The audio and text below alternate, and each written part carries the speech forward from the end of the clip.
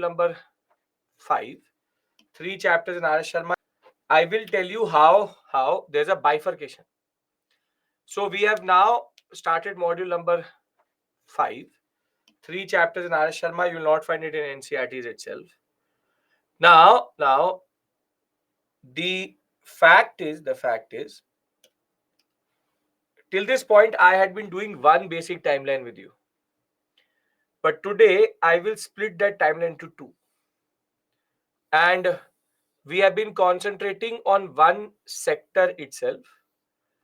And today we have to now go beyond that and rather discuss the other part of the story and bring those two stories together.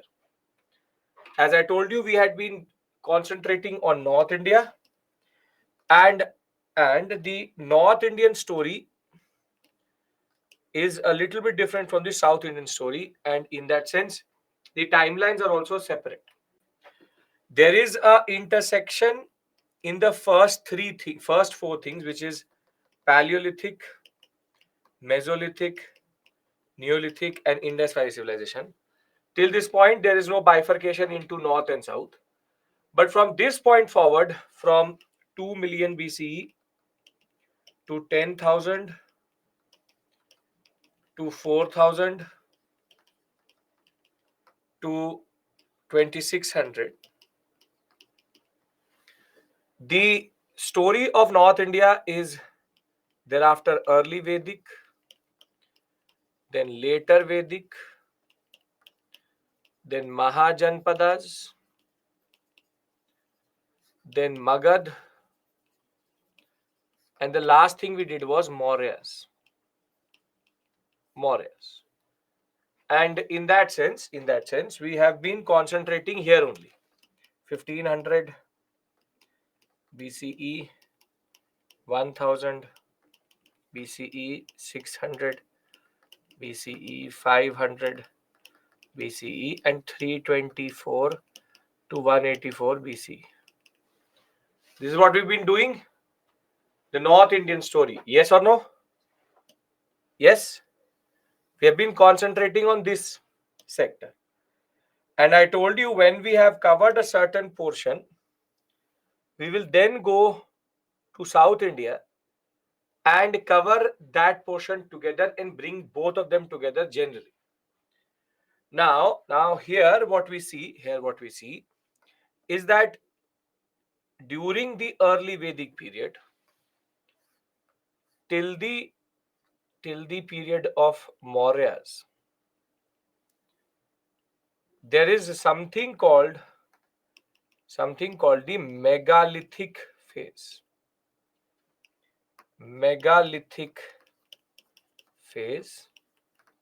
Which is considered to be between 1200 to 300 BCE. And after this point, from 300 BCE till 300 CE, we have something called Sangam age, or what we call as Chera, Chola, and Pandya. So this phase dominates the southern sector, the megalithic phase, and between the period where in North India there is a lot of what we call as from first urbanization to second urbanization, in South India the story is a little bit different. Chandrasekhar, you have to tell me, what do you mean by that? What are you not following? What is something which you want me to repeat? If you will not engage, then I will never know. So what is the issue? This is the basic thing we've done in the first 5 classes.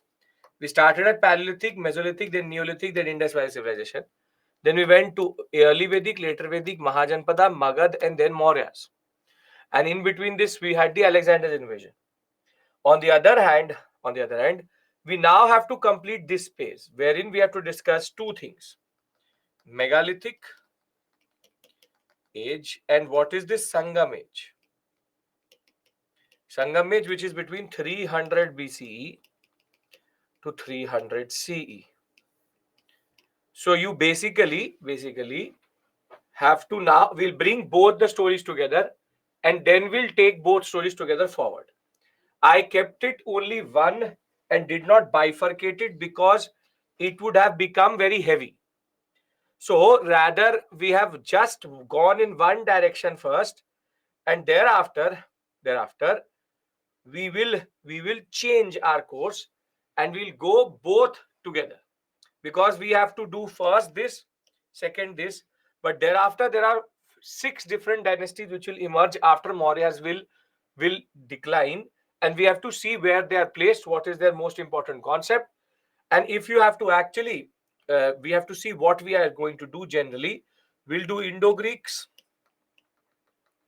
Shungas, the Kushanas, Sakas, Satvahana. We'll also do 2 things: Saka era, Vikram era, the 2 alternative calendars, and the concept of caste formation. All of these things have to be done today. Small topics, but crucial in that way. We have to first cover the smaller timeline and then go forward. We have to first cover the smaller timeline and then go forward, which is, I have to bring both stories together at the same point of time. The same point of time, which is Mauryas. So from now on, we will post-Maurya not in NCERT. So that is why we are here. So don't worry. As you can see, there is no NCERT for that. So I will discuss it with you. You have to concentrate here. So don't worry about that. First, understand what is happening. We were going in a certain direction. We followed this one first. We were following this direction first. I hope this is clear to everybody. The North Indian story. Yes or no? Yes? Okay. Now today I will just cover this section and everything will come to pace with it. Come to pace with it. Now, let's start our discussion. Can we? Yes? A lot of you still joining in, so I will presume that you know this portion automatically. Okay, now we did Vedic age, we did Mahajanapadas, and we did Mauryas. And from pastoralism to agriculture, from egalitarian to fourfold varna, to trade, coinage,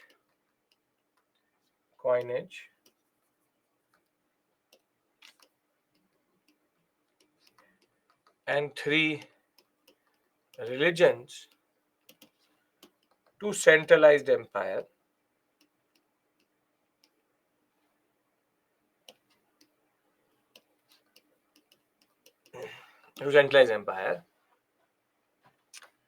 Parallelly to this, in South India,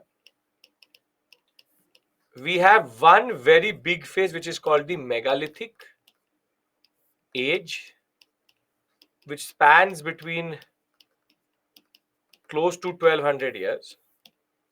And by the time the Mauryas, as we know already, the Mauryas were rising, Ashoka used to started to refer to these Sangam polities.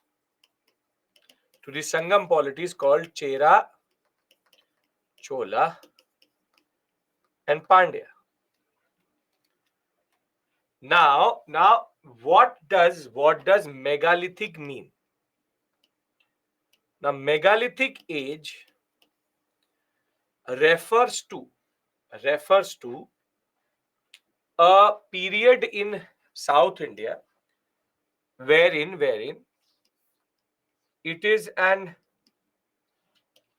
agro-pastoral society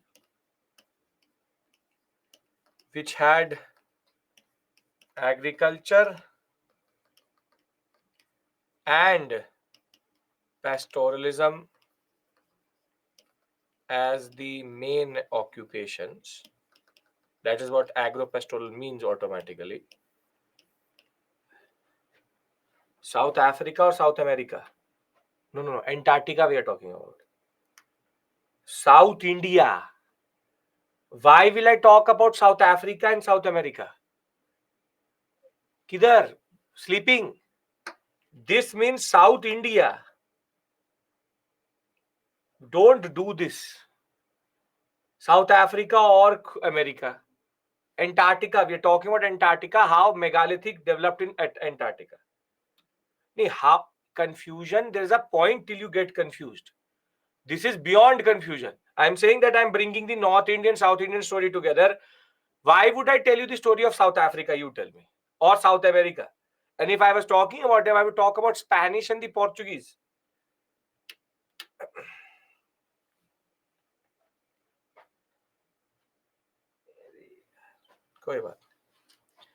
So, agro-pastoral society, which was agriculture and pastoralism as a main occupation. Now, what is very specific to megalithic is that they are an iron age. So basically the iron age of South India is called as megalithic, and they are known for megalithic because these sites had very elaborate burial rituals, in the sense that if we go to megalithic if we go to megalithic societies, what links all of them is that they always have very elaborate big stone burial memorials. You can see this is how they used to mark that there was a grave here. They use very big stones to mark graves. That is why they are called mega, mean big, lithic means stone. So throughout South India, we have found multiple sites which have these very big burials, plus they have iron, plus they're agro-pastoral. So these are mostly archaeological sites because the fact is archaeological evidence is there, because of the fact that no text or literature has been deciphered or found. So basically, whilst in North India we are seeing a textual understanding developing through the Sanskrit Brahmi whole concept itself, megalithic has iron, it has mega big stone burials, and they are agro-pastoral. Agro-pastoral means that they are doing agriculture also and pastoralism also. And we believe that they also had a mature state, but we don't know the nature because we don't have any form of archaeological evidence, literary evidences. And over and above that, we also believe that they were complex society because not everyone got a big stone memorial. So we believe that these big stone memorials are basically for important people of the society when it comes to megalithic. So whilst the Iron Age starts with later Vedic properly known from the early Vedic itself. Here, megalithic is the South Indian equivalent to that. South Indian equivalent to that. Pastoralism would mean animal husbandry. So, very simply, megalithic has certain characteristics. We don't know too much about these societies. We actually have no real idea, not a lot of information about them because of the dearth of literary sources.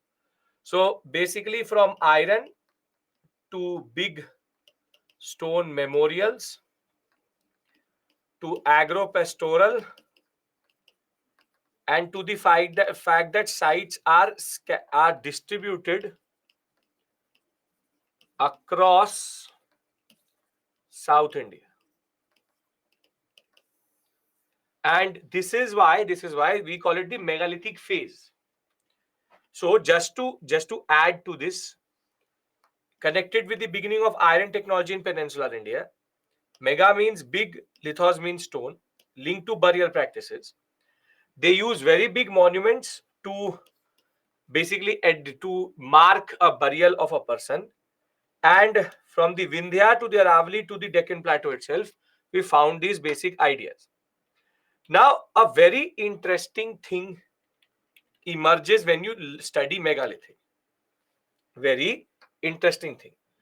Mature in the sense that they had a proper state because it would not have been possible. We have no idea about who is the king, what is the nature of polity. See, when it is based on archaeological evidences, it is all conjecture. So we call it a mature state, but we have no idea. Like Neolithic, like Indus Valley civilization, we have no idea if they were actually proper state structures or not, because what is left is just basic sites with burials. So are we clear about this point? What do I mean by megalithic? What is it linked to? Because megalithic actually has a very interesting pattern. Okay, now you see something. In North India, there is like a gradation. Gradation means that first you will find stone, then you will find copper, then we had bronze, and then we had iron. This is the way it was: stone, copper, bronze, iron. Which is that you have a Paleolithic, Mesolithic, Neolithic, then non-Harappan Chalcolithic, then you have IVC, and then you have Vedic. So basically, the gradation of the whole thing was in a certain way, which is stone, copper, iron. First copper, then iron. Yes or no?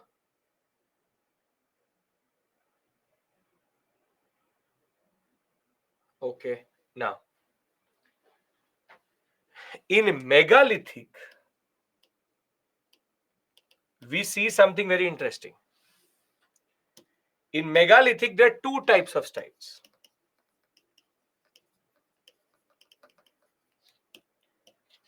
One side gives you stone, then copper, then iron.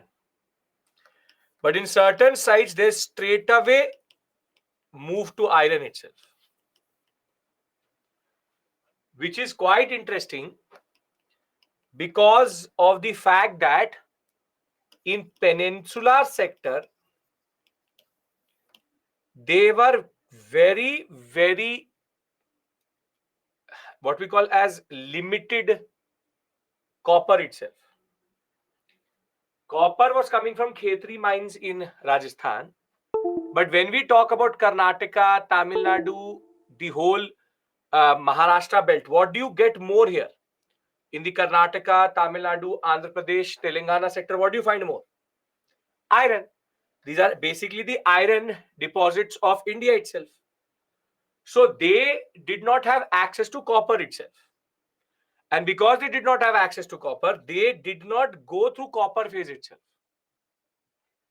This is a very interesting thing because in a way, they went from there is a concept of Neolithic, then Chalcolithic, and then iron.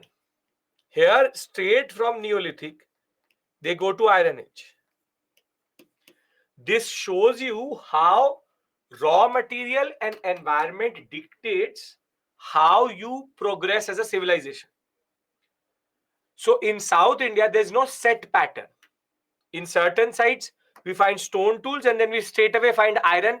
No evidence of copper whatsoever.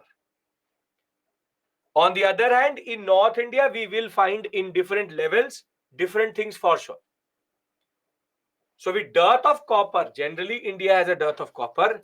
The fact of the matter was iron readily available meant that they show a very interesting peculiarity. And the interesting peculiarity is that though they were agro-pastoral, though they knew about gold, silver, iron, copper, and bronze, everything was known to them. Most of these sites don't go that Neolithic, Chalcolithic, straight away go from Neolithic to iron. Because the fact is, iron was so readily available in the Bellary, Dharwar, Kurnool sector and Salem sector, Tiruchirappalli, Tamil Nadu, in this whole sector, that they were able to figure out how to smelt. The smelting of iron and copper is all about temperature. At 1205 degrees Celsius, 1250 degrees Celsius, copper basically melts. But you need 2500 degrees Celsius and more for iron. And because they did not have copper, they rather went for iron itself. See, as I told you, we are trying to fill in a gap which we created when we started our story. And that simple point is, we started with Paleolithic, went to Meso-Neo-Indus Valley, and then we went to early Vedic, later Vedic, Mahajanpada, Magad, and more else. I brought you till 184 for North India. Now I'm going through the southern sector and telling you that for a very long time, for 1200 years, we have multiple and thousands of sites which we find, and all of them represent a certain interesting understanding. And that interesting understanding is that from the sites called as, for example, Adi Challur, Brahmagiri, what we see is that there is a certain type of gradation and certain type of ideas. What you generally have to understand is, when there is from Vedic till Mahajanpada in south, north, in south you have megalithic at that point of time, and megalithic in that way is linked to what we call as big memorial stones, iron, agro-pastoral, and complex society. We see a state also, but we don't know the nature of it, and that is it. Are we clear about this? For an optional level student, there's one more stage in which they have to learn these names of different dolomite, cyst pest, and this and that. You don't have to do that. That's one optional level student. So when I now show you this, does it make sense what was happening in South India? Because then I want to discuss Sangam. Are we clear about this? Yes. Now North and South story till 300 CE is proper. 300 BC is proper. Can we just assume that agriculture, there is complex society? There is standard protocol. If there will be agriculture, there will be complex society. And the fact that only some people get these big burial stones means that there was complex society. It's not a assumption, it's a formula. It will always be there. This means South was backward than North. That would not be true. Just because you don't have text, you have no idea what this area looked like. So that is again a assumption which you're making, because you do not have any textual references to tell you what it was. It could have been equally prosperous, but they did not, whatever they developed, they did not document it in that way. So Lakshana, if you'll not find it in PPT, you'll find it in the annotated PPT. Settle down over and understand what you have to understand. The annotated PPT will come to you. You will find it. So 6th, 7th comment you've made. Don't worry about that. In North, we have evidence of chain of dynamism, unlike South. In South, we have long megalithic period. This question actually makes no sense because there's no competition. What you are asking me is, okay, North is forward, South is backward. What are you getting out of it? You have not a story which is written down and that you know about and you're talking about it. South megalithic phase means, in that sense, if you really want to go that way, the southern sector is much more quicker in understanding iron. And they were very quick to realize from stone they went to iron, which rather shows a little bit of more maturity when it comes to technology and understanding of metallurgy. So don't judge because you have random texts which are talking about certain things. Sir, megalithic period is simultaneous. Say simultaneous. That is why they are on the same timeline. Megalithic as proto history, not in a we call, yeah, you can call it proto, but we don't have text. So it's prehistory, proto history in between. Okay. Devansh, wrong question, wrong place.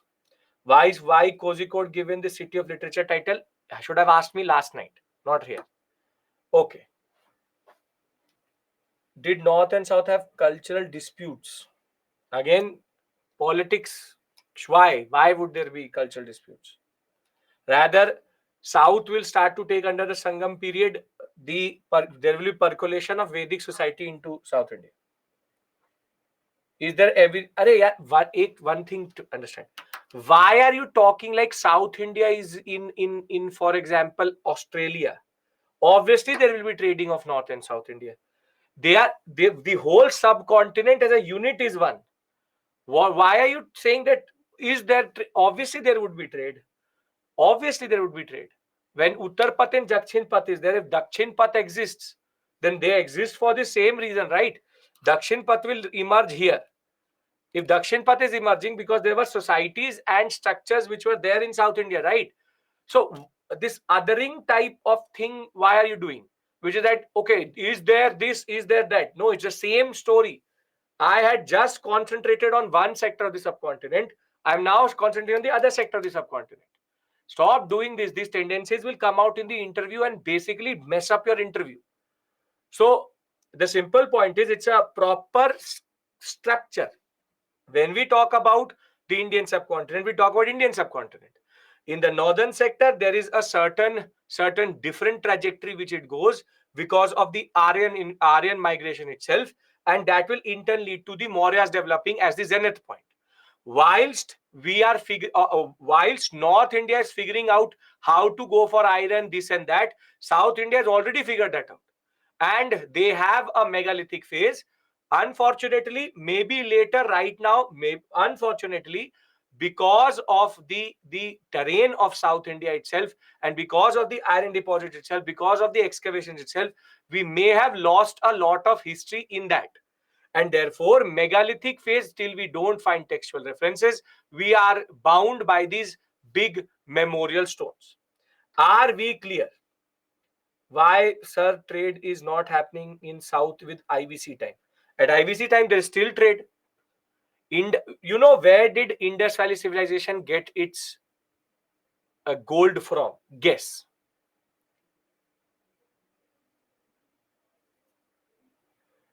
Guess where did the gold come from? KGF. It used to come from Kolar. Karnataka, there was trade between the Chalcolithic societies of Karnataka with the Indus Valley civilization. When we have actually checked the gold, where is the origin of that gold? It is coming from Kolar goldfields in Karnataka. So what you are doing is you are creating two units. I am trying to bring both of them together. That is the point I'm trying to make to you.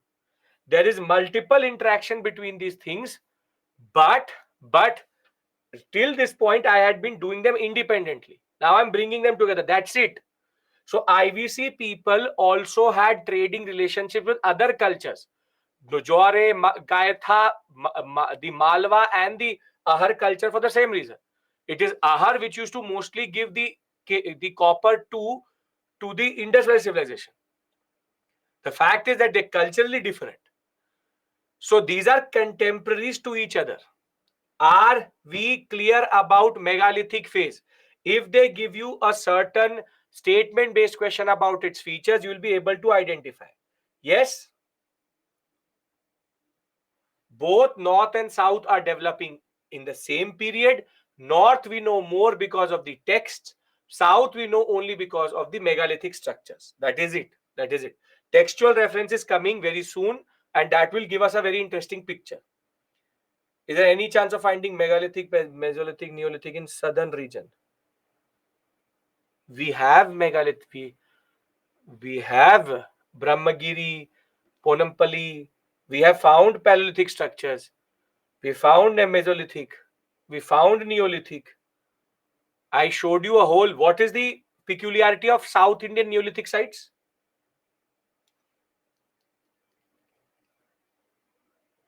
What is the peculiarity?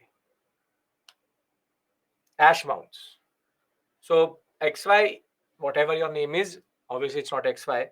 What you didn't pay attention. We did. We have been talking about Paleolithic, Mesolithic, Neolithic sites. After that, I went into a certain direction.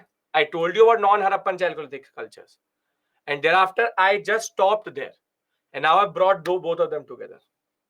Okay, now that megalithic is done,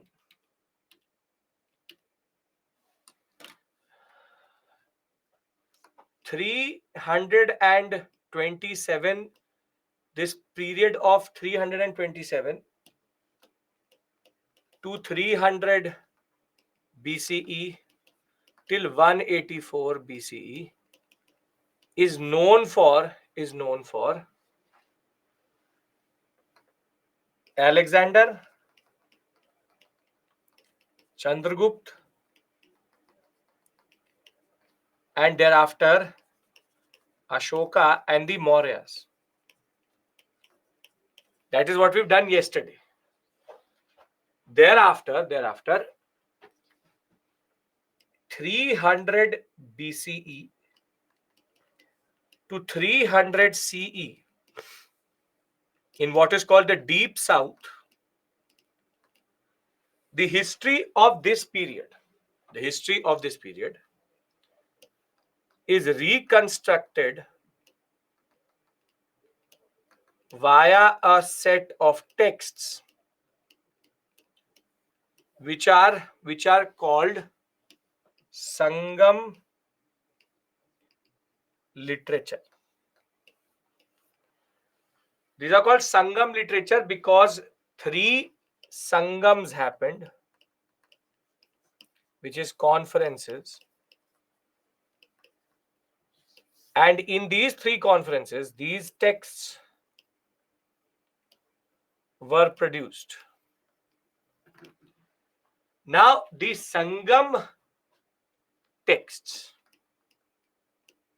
or Sangam literature written by the Pandya kingdom organized Sangams talk about Sangam polities. And these polities are basically the story of Cheras, Cholas, and Pandyas. And what we know now of is that the Mauryas also referred to the Cholas, the Pandyas, and the Kerala Putras, which was basically reference to the Cheras. So these things match together, and in a way, the Sangam literature and polities are contemporaries to Mauryan dynasty. But what is interesting is they will outlive the Mauryas. They will outlive the Mauryas because they will go beyond 184, they will go till 300 C. While the Mauryas survived only for 200 years, they will survive for 600 years. Now, what are these texts which I'm calling as Sangam? So the old Tamil earliest texts which we get after the megalithic period are called the Sangam literature. This is basically the Vedic age of South India, because we now get to know very interesting things. And here there was an academy, a Sangam of scholars, which was maintained by the Pandyas at Madurai, who compiled these texts, telling us a story between 3rd century BC to 3rd century C in South India. And they talked about the Chola Chelas Pandyas. And unlike the Vedas, where there are only 4, Rig, Yajur, Sam, and Atharv, here there are multiple texts which are together called Sangam literature. There are some early works, there are some anthologies, which is basically celebratory histories. There are some poems, there are certain epics together. They all are called Sangam. Now, the 3 Sangams, one happening at Madurai, the other one at Katapuram, and then after again at Madurai, chaired by different people, produce these texts.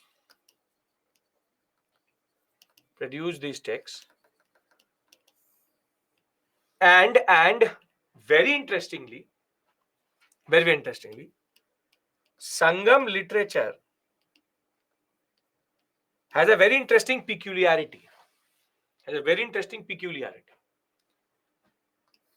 There are poems in it, and the poems has emotions. And ironically, every emotion is linked to a certain tinai. Tinai means landscape. So, for example, you have desert, you have spring, you have autumn, you have rainy season, and each of these tinais, the poems are expressing that type of emotion itself, which is quite interesting that ways. Though for an optional level student, you'd have to learn the 5 tinais and what are the names given to them. But for you, it is enough to understand tinai is a reference to a landscape, a certain landscape or a certain geography. And every geography has an emotion: desert, spring, autumn, rainy season. And poems on the Sangam literature, rather than being divided into chapters, they divide into tinais, wherein you will basically have to, if you want to find a sad poem, where will you find it? You tell me. You'll find it in the desert. So basically, a very happy one is going to be under the rainy season or the spring season. One in which it will talk about old age, it will be in the autumn season. So basically, there's a certain way. I know you can write, for example, Kurunji, Mullai, the Marudham, the Naidhal, and the Palai, but I don't want to give you this information. This is optional level. Because you don't need to know what is the exact Tinai name. This is the Tinais actually, one referring to each of the seasons itself. What is this Tinai actually? Tinai is a South Indian term. It's a Tamil word for landscape. Landscape means geography. Geography gives you emotion. Emotion gives you Tinai. And therefore, every poem is grouped into separate Tinais, separate emotion as expressed by geography, which is a very interesting way of grouping things. Are we clear? You don't have to do a thesis here. Are we clear that Sangam poems express emotions. Emotions are in the word, if you see the word Tinai, automatically understand they are talking about Sangam literature, because Sangam literature is chapterized into Tinais. Okay. Now comes the $1,000,000 question. Do you need to learn the Sangam literature? Yes. These are very, very, very important for your preparation.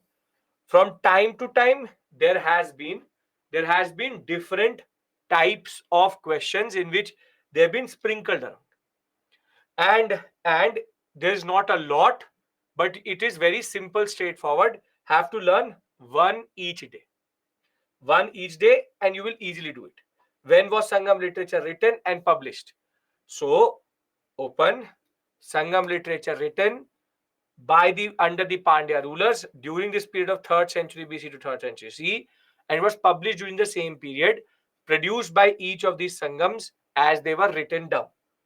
So exact dates, publishing date, publisher is not given, but basically the idea is there in itself that Sangam literature found later represents this period. It says like that. Can we talk about the Sangam literatures? Are we on the same page? Again, author is not one person, it's a Sangam. It is thousands of poets coming together. Which is the most important one out of the 5? All are important. Okay. This module was hard little bit. Abhi shuru hi nahi hua asli. The hard part has not come only. And I'm still trying to just align the North and South Indian story. What is happening is, if you will not pay attention, there are multiple things happening together. And when multiple things start to happen together, this happens. So there your concentration needs to be very high. So rather than obsessing over something which does not really matter, concentrate. I'm just trying to do something very straightforward here, which is bring these two timelines together. I have very categorically in the first 5 classes, gone till Mauryas. I'm trying to bring the second, which is the southern story, together, because thereafter, post Maurya, there will be multiple 6 different dynasties together playing in the North Indian sector and in the South Indian sector. So we need to understand that.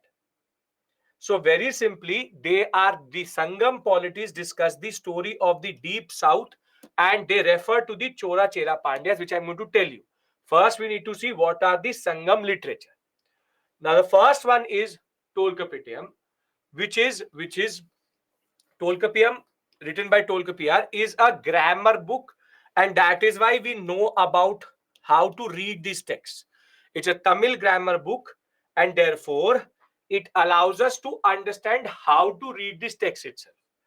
Thereafter, why are these texts important? Because they give us a picture of something. For example, you have Madurai Kanji. You have to remember, all of them cannot be exempted here.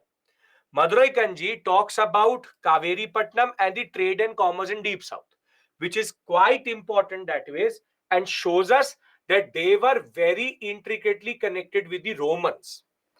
Roman trade was very, very well known to these Sangdi Chera Chola Pandyas, and because Mauryas are also referring to the Romans, the Roman trade is as right now rising under Julius Caesar and all. By Augustus Caesar period, the southern states will become extremely what we call as well connected with the Romans and the whole Greek and Rome sector in that regard. Thereafter, you have Muruga Pupadai, which is the story of a very important god, which is Muruga in Deep South, which tells us how religion is rising in this sector. Then you have Palamoli, which talks about day-to-day rituals of Brahmins. What does this tell us? Tell me, why is this very, very important? What does this tell us? By just looking at this text, what do you get to know? Now, what we get to know is that four-fold Varna system was permeating or percolating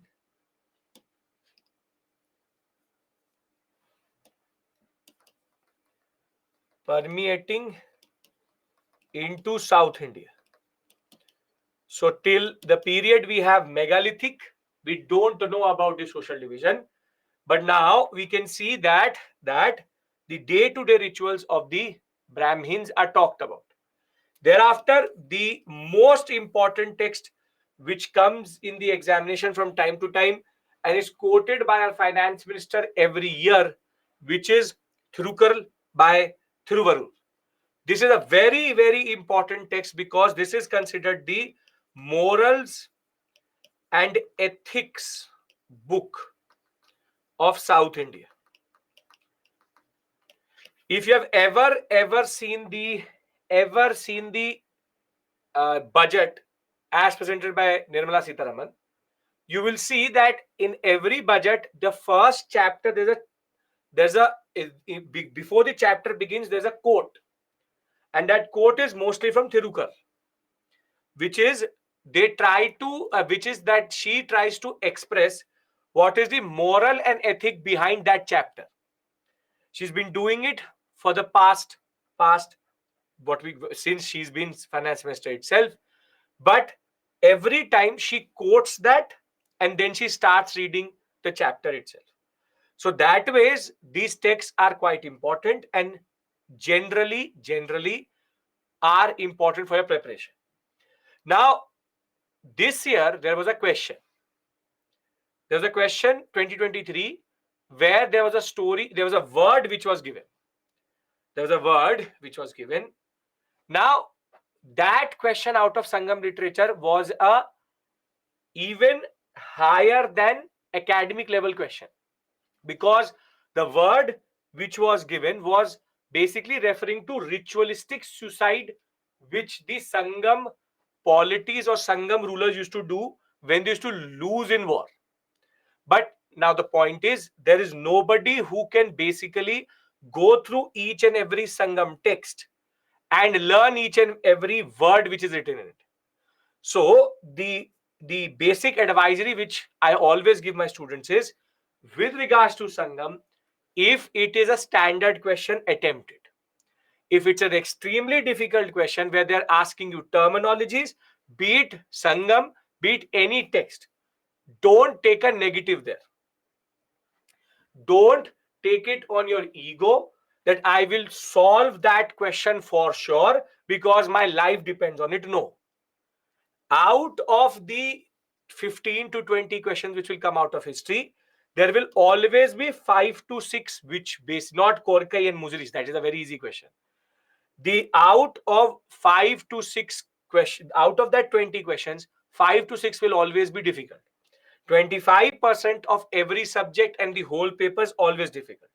So you just simply stay away from an area where you think it is too much. This is where you draw a line. Much like Buddhism, Jainism, you draw a line here also. What I'm telling you here, if the questions are coming from this area, sure. If not, you don't have to do a thesis on Sangam literature.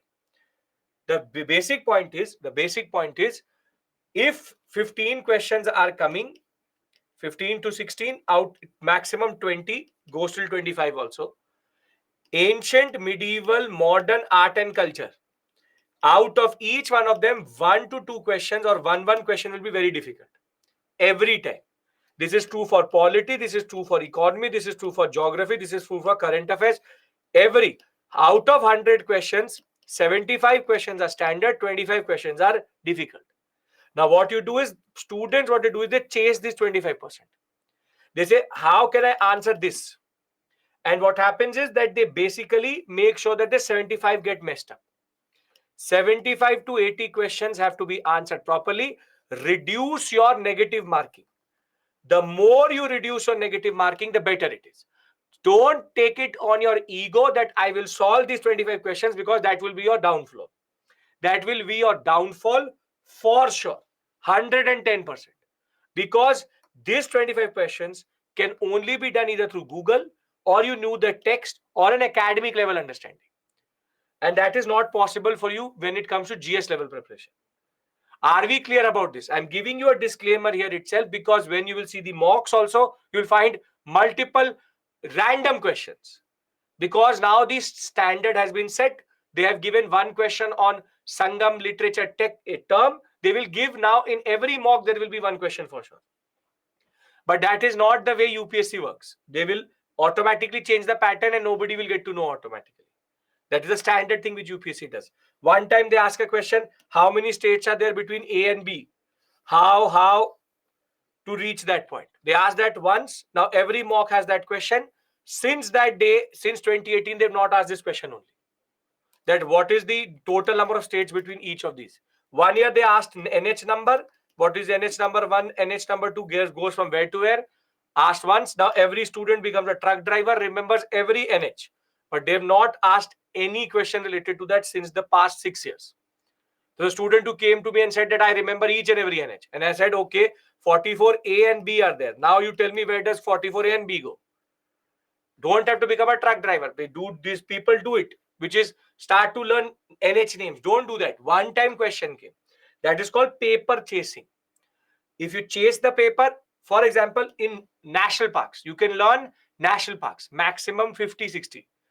There are 483 world wildlife sanctuaries. Can't learn that. So always know where to draw the line, and I'm drawing the line for you automatically. Extreme questions, extremely technical questions. The biggest thing is close your eyes, ignore it, move forward. Do that paper where you can get that 100 and 120 and your job is done. Prelims marks is also not added to your merit. Right? Can we talk about the further Sangam text? Because I know people will become emotional here. They will say, that question came, this question came, that question, what about that? I know. Don't have to worry about that. Okay, now. As it is, we'll do previous year questions today, so don't worry. Now, the three epics, which are considered quite important that ways, the Shilapadikaram, the Manimangalai, and the Shivaga Siddhamani, are quite important because of three very simple things. This text talks about the Chola rule and how Vedic Brahmanism was coming through into India or into South India. This talks about Buddhism, this talks about Jainism. So basically, these three epics in a way tell us how each of these religions were reaching and percolating into the southern sector. And you can see that the competition which is there in North India now is getting replicated in South India also. And whilst in the megalithic period, maybe they were immune to this form of understanding, now they aren't. Now they aren't, because now the Buddhism, Jainism, the Vedic Brahmanistic ideas are coming through. So the first thing was to remember these, what is called 3, and this total 1, 2, 3, 4, 5. That's it. Total 8 text I'm asking you to remember, not more than that. And I'm asking you to generally know that they represent the nice, and they are in a certain period, they tell us the story of certain rulers. Can we discuss those rulers? No, Pavitra, they can ask you statement-based questions also. Those are easier. If there's a quiz question, you can't do anything. In the examination, you should have the ability to understand which question is difficult and very easy. Quiz questions, where I ask you, tell me the meaning of this word. You can't figure that out. Statement-based questions, you can find words. There are certain ways of decoding it. That is the art of giving an examination. That is why giving mocks is very, very important. The more mock examinations you give, the better your skill develops to identify the level of the paper. What students don't understand is, if the paper is difficult for you, it is difficult for everybody. Then the cutoff is only going to go for 88. And if it is very easy, it is for everybody. So what happens is, when it is difficult, you start to hyperventilate, and then you start to do the same mistake. Attempt as much as possible and take so much negative that even if you would have crossed it randomly, you would not cross it again. This is called the art of giving the examination. UPSC is a mind game. And this is not just true for history, it's for every subject. It's a mind game. Can you hold your nerve there? Whatever level of preparation you have, you can read every book, blend it and drink it. But 60% or 75% of the paper only you will know. Sometimes only 50%. 50% is all about what you can do there. If you've given the prelims previously, you would know what I mean by that. That basically close to 50 questions everybody can do. It's above that 50 what you can do. Pre-marks are according to category can range from 50 to 88 according to which category you belong to. Okay. Now, the first dynasty or the first what we call as polity which the Sangam polities talk or Sangam literature talk about is a one which is known for its pearls. And this came in the examination straightforward. This came in the examination straightforward this time, that with reference to Korkai Mujri, what are they? And it basically straightforward was port cities. But the Pandyas talked about first by Megasthenes, later also referred to in the Ashokan edicts. They had their most important capital town in Madurai. Madurai, they are known for their Roman trade and Roman emperors such as Augustus, Caesar, and Trojan knowing about Pandyas. And they are also referred to in the Ramayana and the Mahabharata text. And therefore, what we understand is that the Pandyas were known across the subcontinent for their pearls and their trade. Now, there is only one ruler who is actually properly referred to in this text. There are others also, but the whole history revolves around Nadunda Jelian. And he is to be seen doing Ashwamedh. He doing Ashwamedh refers to what? He doing Ashwamedh Yagya means what? This means that ritualized kingship of the Vedic period has now again percolated into the southern sector. And this is what we want to see, which is that there is some way, there is ideas coming from the north and the Mauryans are basically pushing it. There is a percolation of Vedic Brahmanism into this sector. So for Pandya, you only remember Nadunda Jelian. Thereafter, you have the Cholas. Cholas are basically modern day, what we call as Tamil Nadu sector. And they are known for their Kaveri Patnam, Urayur, and Kanchi. But at this point of time, the two most important cities for them were Urayur and Kaveri Patnam. Kaveri Patnam is their port city. Urayur was their capital. And they keep on changing their status with regards to first and second capital. They are known for cotton. And we believe that King Elara was the first Indian to conquer Sri Lanka from the Cholas. But what you are thinking is, where is Raja? Where is Rajendra? Why are you not telling us about Raja and Rajendra? They are called early Cholas or Sangam Chola. In the examination, they will be referred to like this only. Early Cholas, which is 300 BCE to 300 CE, are only known for one ruler, Elara and Karikal Chola. Karikal Chola is believed to have developed the Puhar sector itself, which was again mentioned in the examination. And he built a very important dam which till today stands, which is in Chirangam. So Karikal Chola and Raja Rajendra, there's a close to 600 to 700 years of difference between these two. So when we talk about Cholas, Karikal Chola is the only Chola which is known right now properly. Thereafter, you have the Cheras. Cheras are on the other side, which is basically the Kerala sector. And the Cheras are known for Muziris, Tondi as two very important capitals. Two very, very important capitals. They keep on fighting with each other for this sector. And their borders keep on changing. So there's no exact border which they have. But the fact of the matter is, the Malabar coast, which is the Kerala sector, Capital is Vanji. Mujris and Tondi are very important. Two very important, very important ports. What is more important is Augustus Caesar even built his own temple in the Chera sector, whilst the Romans having two regiments placed in Mujris. Mujris they used to see that they were worshipping their gods, so they developed their own god, which is Augustus Caesar, and he has a temple there. And the two regiments of the Romans were always placed in Cheras, because Cheras had the best connection with the Romans itself. Now we also know that there's two very important rulers who are mentioned in different texts and of Cheras.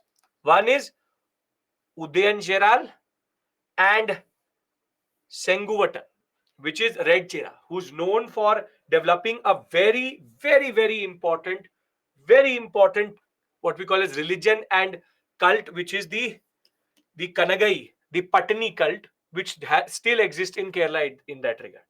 The simple point is Chera, Chola, Pandya. You don't have to remember every ruler. Pandya, Nadun, Jalen. Thereafter Chola, Karikal, and Elara. Chera, you have Red Chera, also called as or Senguvatan, and we have Udayan Jeral. Udayan Jeral. That's it. Can you remember these 5 names? That's it. Nothing more, nothing less. The real Cholas will come later. This is the early Cholas. Yes? Okay. After this, I give you a breather. Then we go to what we actually have to do. When we look at the administration, we again have multiple terms which emerge. For example, Mana, Vendan for the king itself. And officials again have very similar names. For example, Purohitar, Purohit, Dutar, envoy, Senapati or Senapati. But there are two words which are specific. One is this and the other one is this, which is Amyachar, which comes from Amatya, which is minister, and Orar, which is spy. Thereafter, there's also a way in which they divide the whole sector. The biggest province is called Mandalam, then district is called Nadu. You can have a small town, Ur, then you have a big village and a small village. Till today, these terms are used, which is Perur, Sirur, and Ur. Small towns could be called Ur, big villages were called Perur, and small villages are called Sirur. And Patinam is a word which is used for any port city, which still today is used, which is Kaveri Patnam, Mostly Patnam. Patinam means coastal city. Puhar is a word which is mostly used for harbor.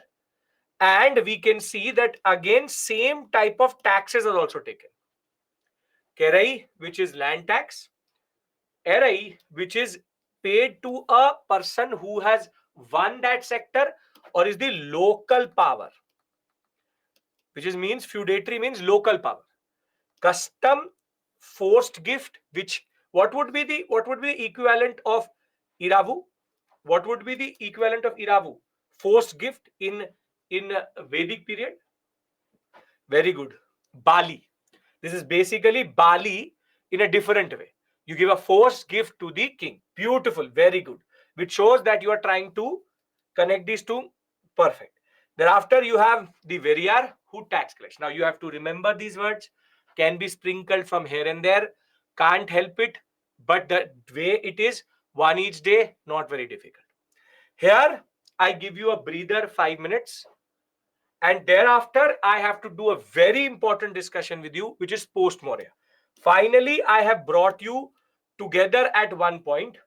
And now I want to go forward and discuss post-Mauryan dynasties. Are we clear? Yes? Okay. So you want to be on that slide. Okay.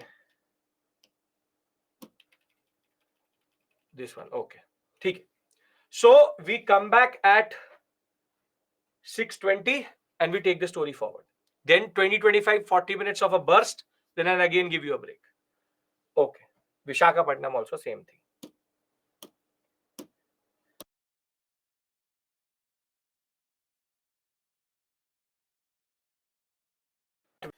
Pronunciation. Most Kannada name have to act as constructive. Mahajanpadas, Magad and Mauryas, 184 BC. We have megalithic, and then we have Sangam.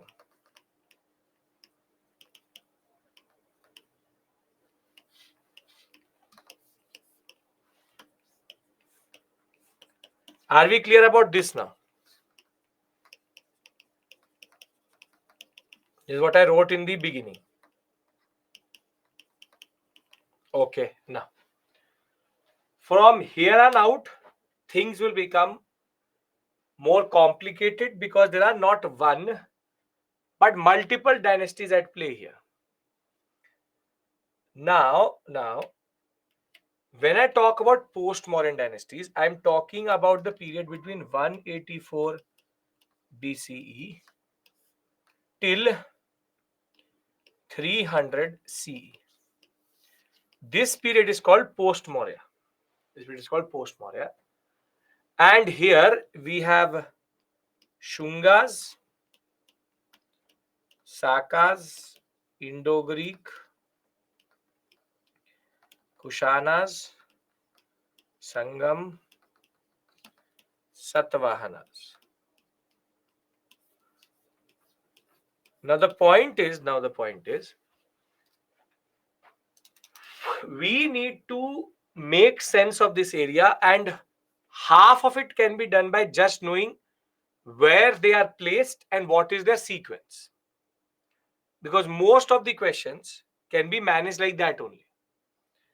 Obviously, if you know me now, you would know that I am not going to do a thesis on each one of them. That is not my purpose. Rather, whatever is necessary, we will do, and we'll create a certain picture. So what I want to do in the next Kanav is after. What I want to do right now is that I want to create a picture in your mind. First, I need your imagination, and then I will give you a table. Can I use your imagination? Again, how we did it in, for example, the Alexander period. Yes, okay, perfect. So let's start imagining. We are in the period between 324 BCE, and we are between this period 324 to 184. At this point of time, there are two basic units in India. One would be the Mauryans or the Mauryan Empire, and the other one is Sangam. If I want to add one more sector, I add the contemporaries of the Mauryas here, which is called the Seleucid Empire. This is the basic configuration, yes or no? These are three units which we saw between 324 to 184. This is what we saw. And they are stable to one another. Because this border, in that sense, was a friendly border. However, 184, something happens. In 184 BCE, the commander-in-chief, the Senapati of the Mauryan dynasty, ironically a Brahmin named Pushamitra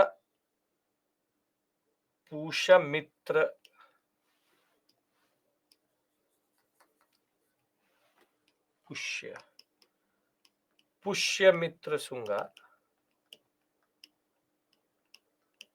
or written like this also. Pusha Mitra Shunga. He will kill the last ruler, Brihad Rath, of the Mauryas.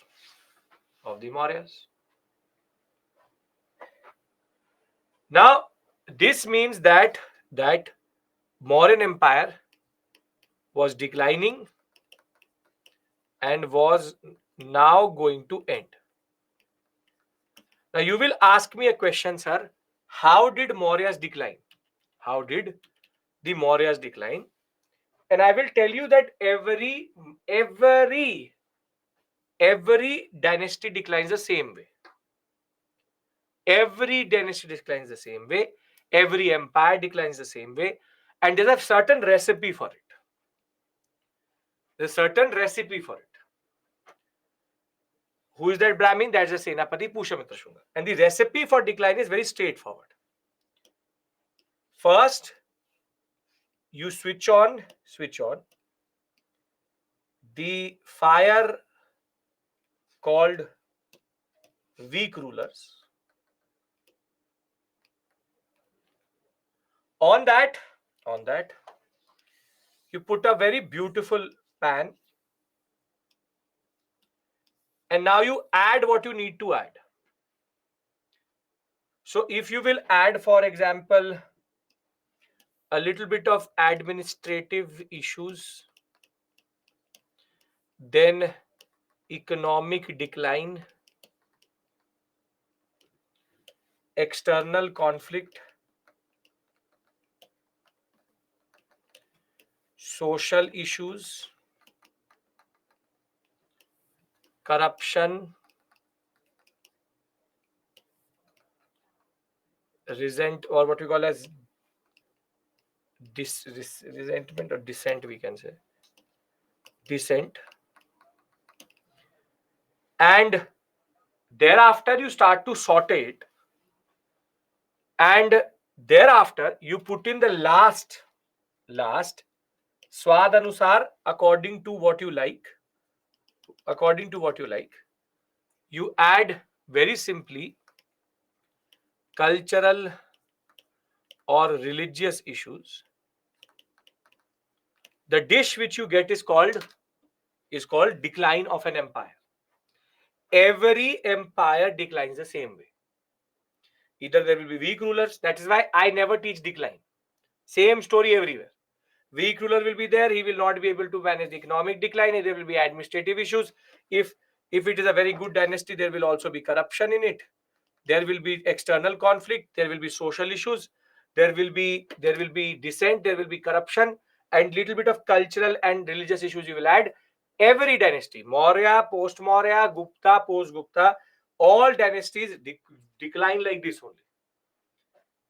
So you don't need to worry when it comes to decline, because for the same reason, okay, corruption twice, so ज़्यादा हो गया, कोई बात नहीं, हटा दो. The simple point is, there's a very categorical reason where I don't do decline. Firstly, UPSC doesn't ask decline, but if they ask decline, if you see any of these, just mark it. Make sense? Does this make sense? Yes? Okay. And this is true for every dynasty, every empire, be it anybody. Okay, now let's come back to our story. So there are two things which are at play in Brihadarath getting killed. One is the fact that Brihadarath obviously was a very weak ruler. He's a weak ruler. Dissent means people don't agree with the ruler. Discontent. And Pushamitra Shunga was a Brahmin. He was the Senapati. This only tells you that there's some cultural problem. Because a Brahmin being a Senapati in itself is a problem, because this means that they had become too hip, which is, okay, let me make a Brahmin also a Kshatriya. basically the way Ashoka ruled his empire, Buddhism started to become so powerful that the social categories within the empire started to decline, and that in turn led to more and more conflict. So I told you cultural and religious issues. So basically, Pushamitra Shunga in a way embodies cultural, religious, social discontent, and Brihadrat was not able to manage it. So for my purpose, Brihadrat got killed and Maurya's decline. Because what matters is the story hereafter. Can I discuss the story hereafter? What happens? Okay, now between 184 BCE to 150 BCE, there will be multiple things which will happen in North India. And here we'll zoom out a little bit because we'll even take the Himalayas and the story beyond it. This is the Himalayas for us, the Himalayan mountains, and we'll take the story beyond it also. Now the first thing which happens obviously is that once Pushamitra Shunga is going to kill, he will carve out his own small empire which is called the Shunga dynasty. The Shunga dynasty. But obviously he was never able to capture the whole area which the Mauryas had. So the Shungas basically were holding the core area of the Mauryas. So this is the first dynasty which comes out. Thereafter, in the Seleucid Empire also, some things happen in 184 BC, which is that the person called Diodotus I, he was a Greek. He establishes his rule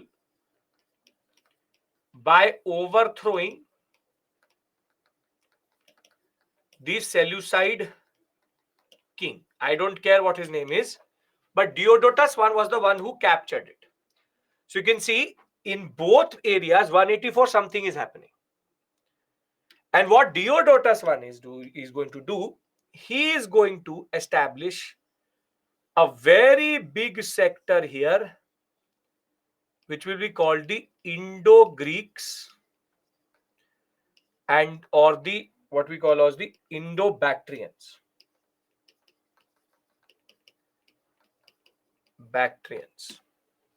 Indo-Greeks or the Indo-Bactrians.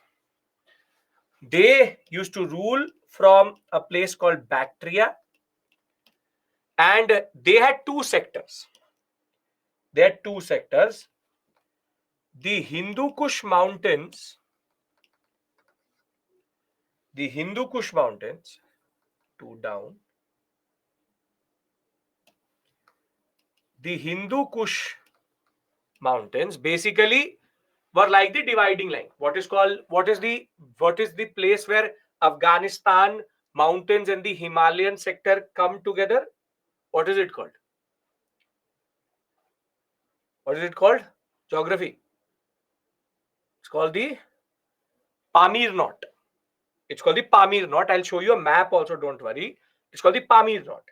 So in the Pamir Knot, basically above the Pamir Knot and lower the Pamir Knot, north of Hindu Kush and south of Hindu Kush, the Indo-Bactrians have come. Now you can see that the Indo-Bactrians have entered into the northwestern sector till Punjab, Haryana. Now the Indo-Bactrians rule.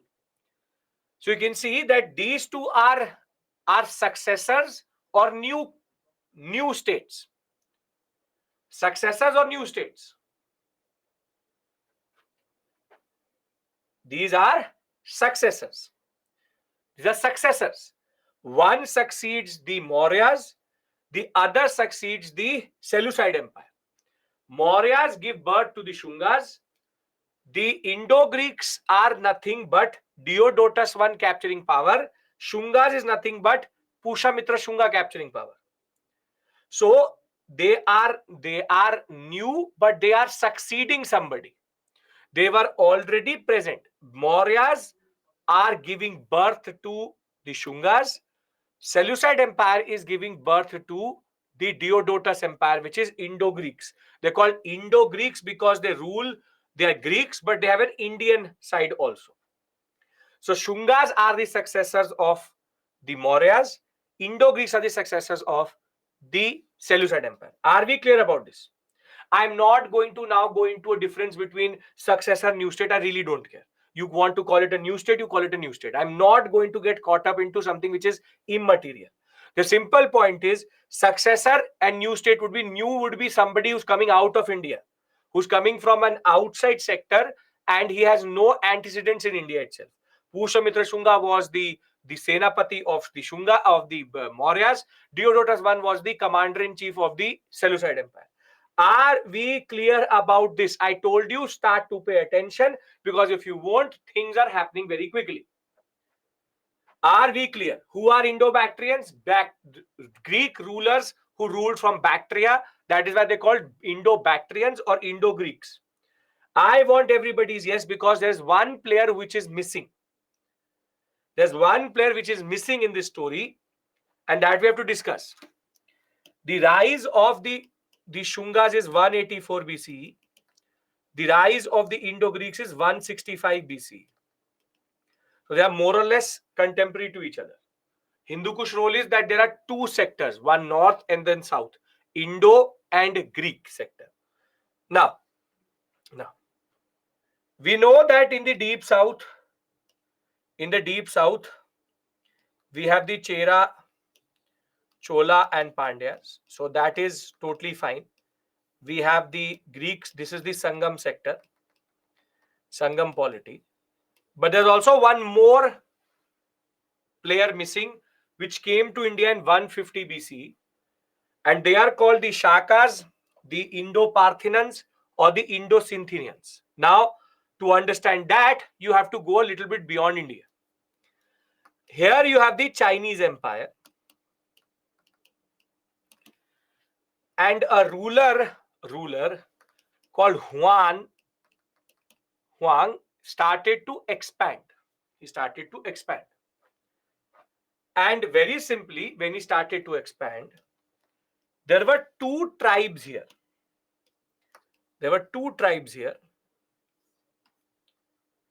Tribes mean they are nomadic tribes. One is called Yuchi tribe, and the other are called the Scythians.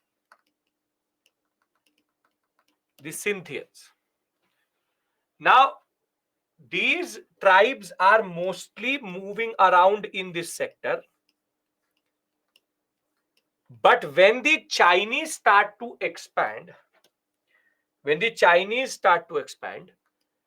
they start to push these tribes out of the Tibetan sector and I told you I need your imagination, out of the Tibetan sector and towards the Central Asian sector. Now, if the Yuchi will get pushed, what will they do? If the Yuchi tribe will get pushed, and remember their name because they are also important to us. If the Yuchi will get pushed, what will they do? They will further push the Scythians. So there's a further push here. And can the Scythians go south? Can they go south? No, because the Indo-Greeks are there. So what they do is that they rather go around the Indo-Greeks from an area called Parthian, which is nothing but modern day Iraq-Iran sector, and they tuck between the Shungas and the Indo-Greeks, and they take the name in India as Sakas in 150 BCE. basically, if I look at North India at this point of time, you have the Shungas who are ruling this whole sector. You have the Indo-Greeks who are ruling this whole sector, Indo-Greeks. And here is Bactria. And the fact was that the Yuchi were sitting here and the Scythians were sitting here. The Chinese start to expand. When they expand, they go via Parthenon and enter into the Indian subcontinent and establish themselves as what we today call as the Sakas. This is not difficult if you can imagine the movement. You have three different sectors. One which is coming here, one which is coming here.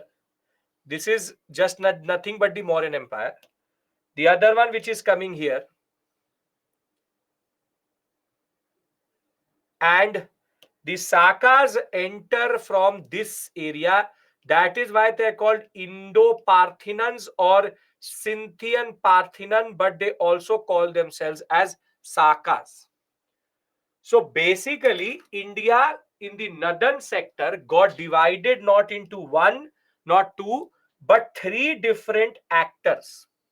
The southern sector is held by the Chera Chola Pandyas, Sangam.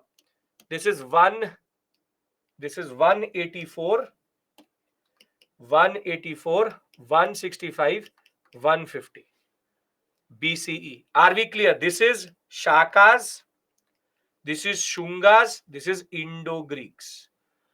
Does this make sense what I'm trying to show you here? Which is the movement, because you have to remember the Yuchi, because the Yuchi are sitting where the Scythians are sitting. I'll talk about each one of them. I'm just trying to make you imagine their evolution. And their movement in that regard. And we have to take this one step further. Can I do that? If this is clear, you can see there is fragmentation. This is called fragmentation.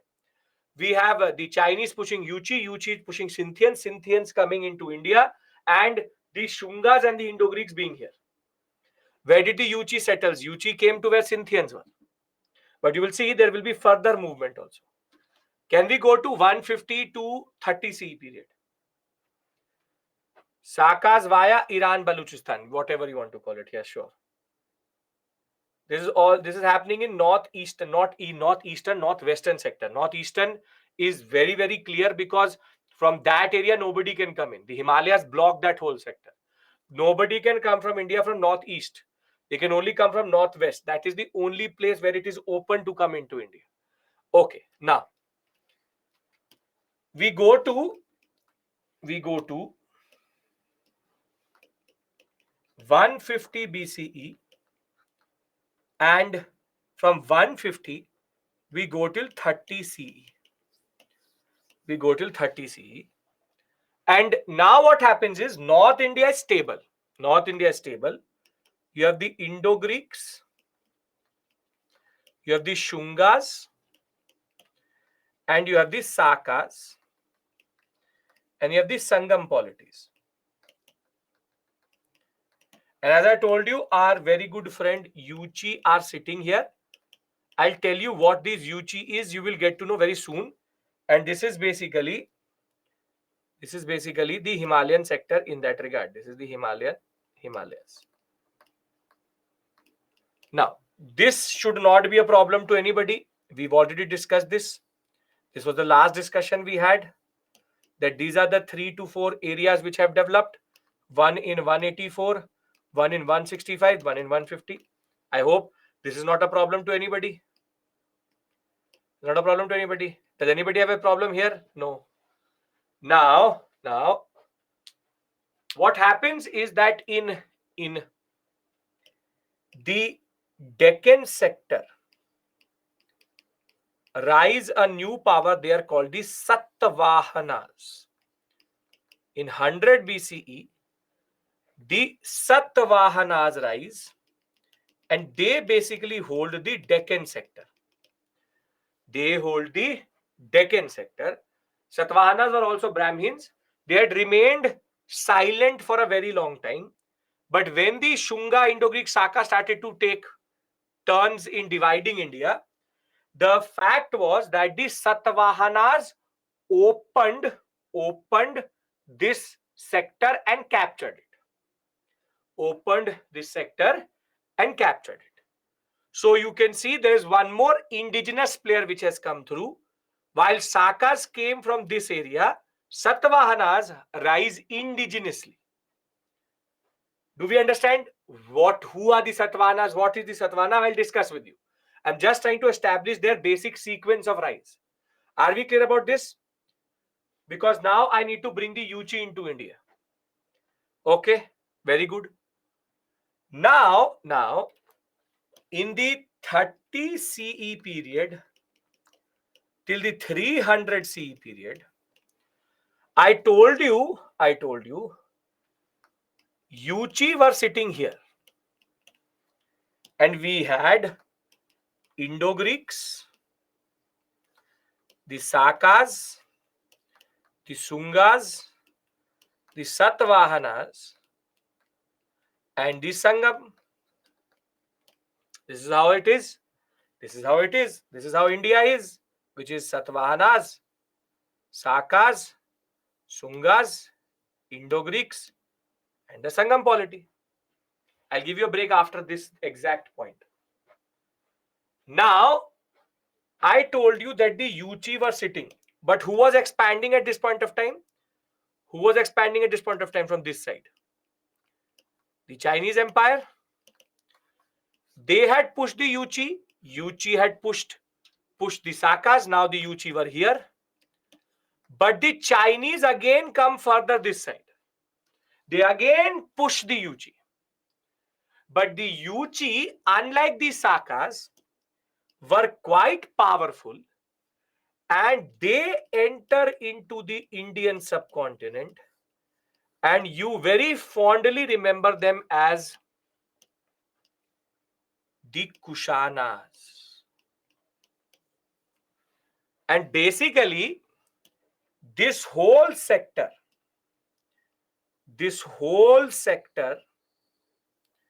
North India, will be taken up by the Kushanas.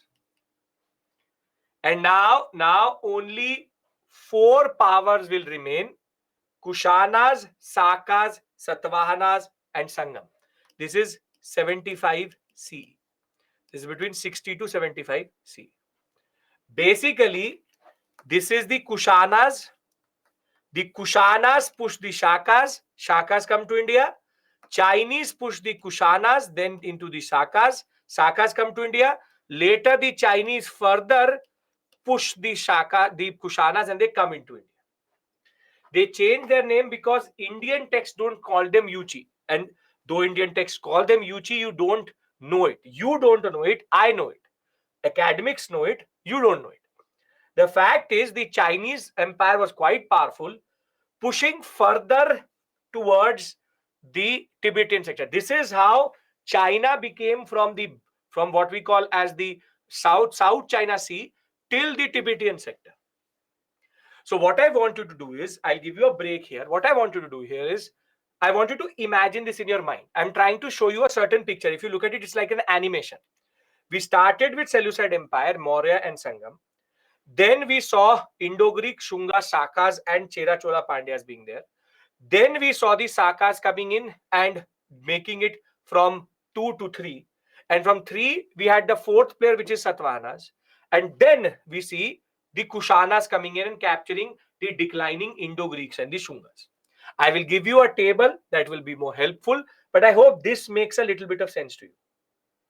Why couldn't the Yuchi tribe that was so powerful take the Indo-Bactrians, and Shungas couldn't resist Chinese empire? Because China is quite powerful, very big empire, very big army. Yuchi, the Indo-Greeks and Shungas were declining by this point of time.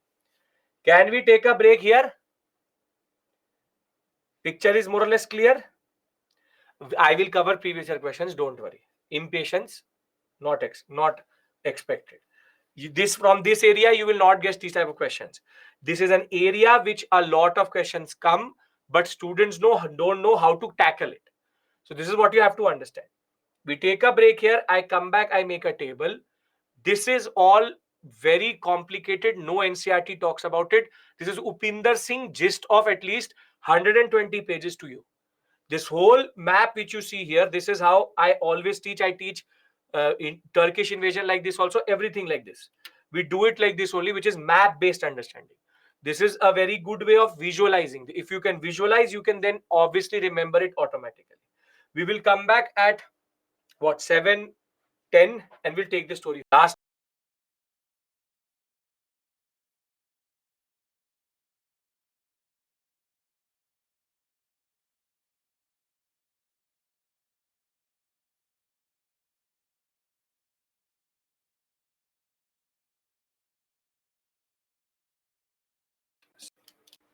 When in end of period, you have 324 184 BC. You have Mauryas. You have Mauryas and Sangam. Then 184. Yes, you have to learn their BCs. Important. The least you can do. You have Shunga, Indo-Greeks, and the Sakas. 184, 165, 150. Then you have 150 BC to 230 C. And I told you that how the transition between BC and C is going to be during the Shaka Kushana period.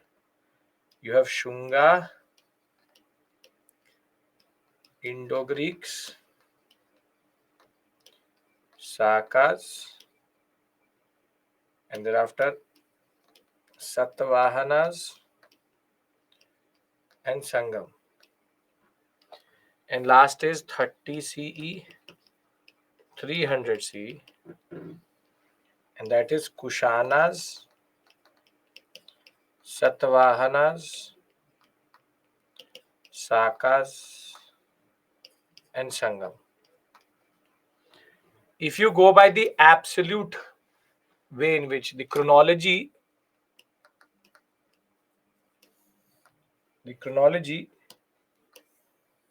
is as follows, which is Maurya and Sangam are together,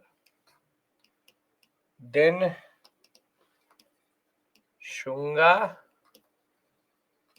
Indo-Greeks,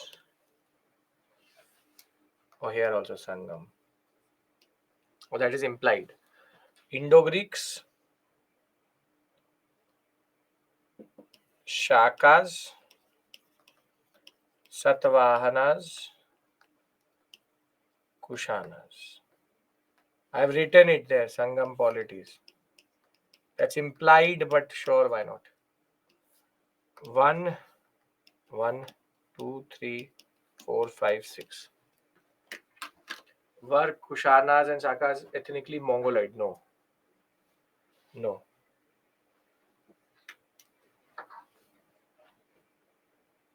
Satavahanas, I gave you the sequence. This is the basic sequence. Shunga, Indo-Greek, Saka, Satvana, Kushana. Kushana is the last one. And as I told you, they coexist. Sakas are also called Indo-Scythians. They are also called Scytho-Parthians. They're called Indo-Scythians also, but they're basically called Sakas. Scythian is their identity, which is like Yuchi for Kushanas. But in India, they're never called Saka. They're not called Scythians. They're called Sakas. Are we clear about this chronology? Because I've given enough time to this. I would like to now talk about the political history. Why couldn't Kushanas capture Shakas? Won't they have? Who were their earlier rivals? Because of the configuration, the way it is. It's about how They are configured in the Indian subcontinent. Shakas were shrinking at this point of time. They were already in a way. See, the simple point is, if you look at the map, the I've already showed you this though. I've showed you this Shunga, Indo-Greek, Saka, Kushana, and I've also showed you this Sangam and Satavahanas. But if I had to put them on one map, then this becomes Sangam polities, 300 to 300, and you have the Shungas here.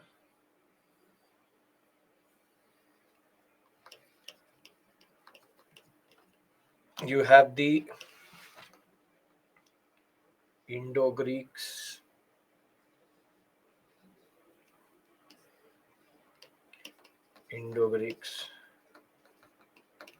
and you have the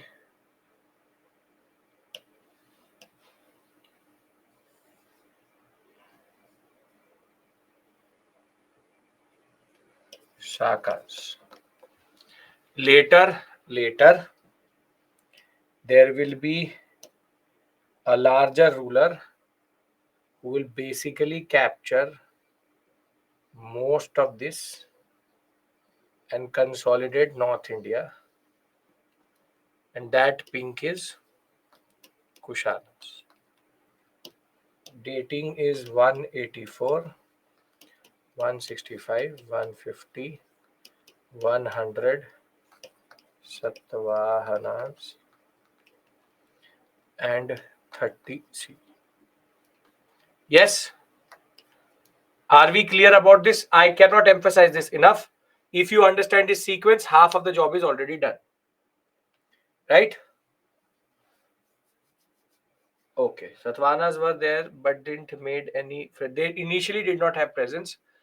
By 100 CE, they will become important. Okay. Now we have to go into their political history. Now, the simple point is that I really don't care about any of them very, very, very fondly. None of them are like to be learned, maybe for example, in an optional or a academic setting properly. For you, what you need to know is ruler, speciality, importance of each one of them. How come no one overthrew Sangam? Because they're so southern of the sector itself that there was no need to go. Once you get access to the Arabian Sea and that, and Chera Chola Pandyas powerful enough to hold off. Okay. Now, these are the three basic metrics which we have to go about discussing. And the first such dynasty is, as we know, called the Sungas. Now, Pushamitra Shunga is the founder, and he's the one who killed Brihadrat. In this, you again have to remember the first, second, and last ruler, which is Agnimitra, because he was part of a Kalidasa poem and drama called Malvika Agnimitra, and Devabhuti is the last ruler. Now, what are the Shungas known for? Shungas, I'm going to make this for every dynasty, and this is what you have to remember. Shungas, Pushamitra Shunga,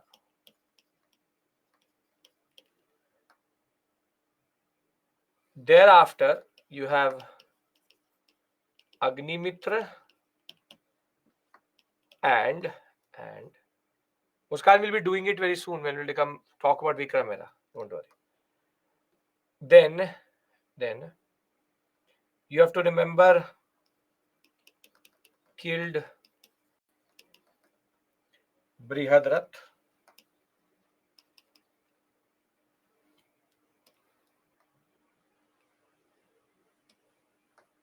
Brihadratha. And the speciality of the Shungas is that they are Brahmins. And therefore, because they are Brahmins, under the Shungas, what happens is called Sanskrit revivalism.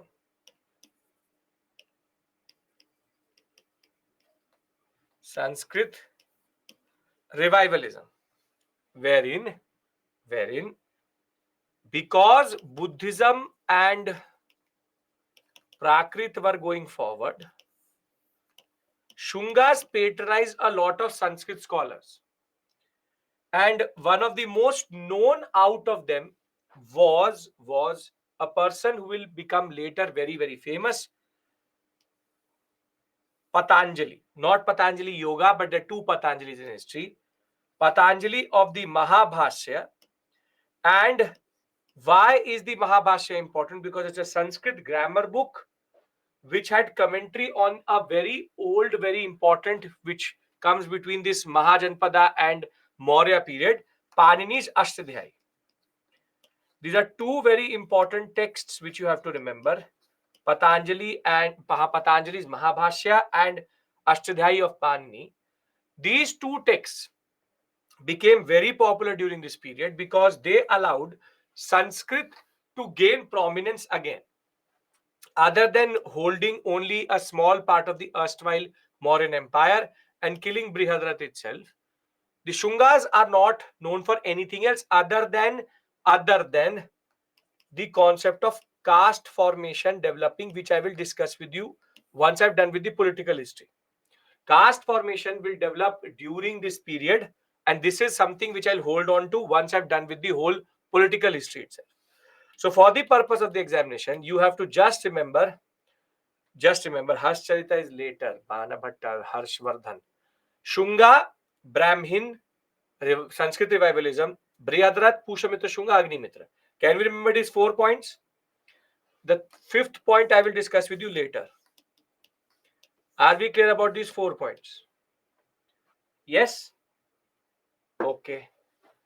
Now, after this come the Indo-Greeks. The Indo-Greeks, who are basically a part of the Seleucid Empire. Diodotus I rebels against the Seleucid. He was also the commander-in-chief.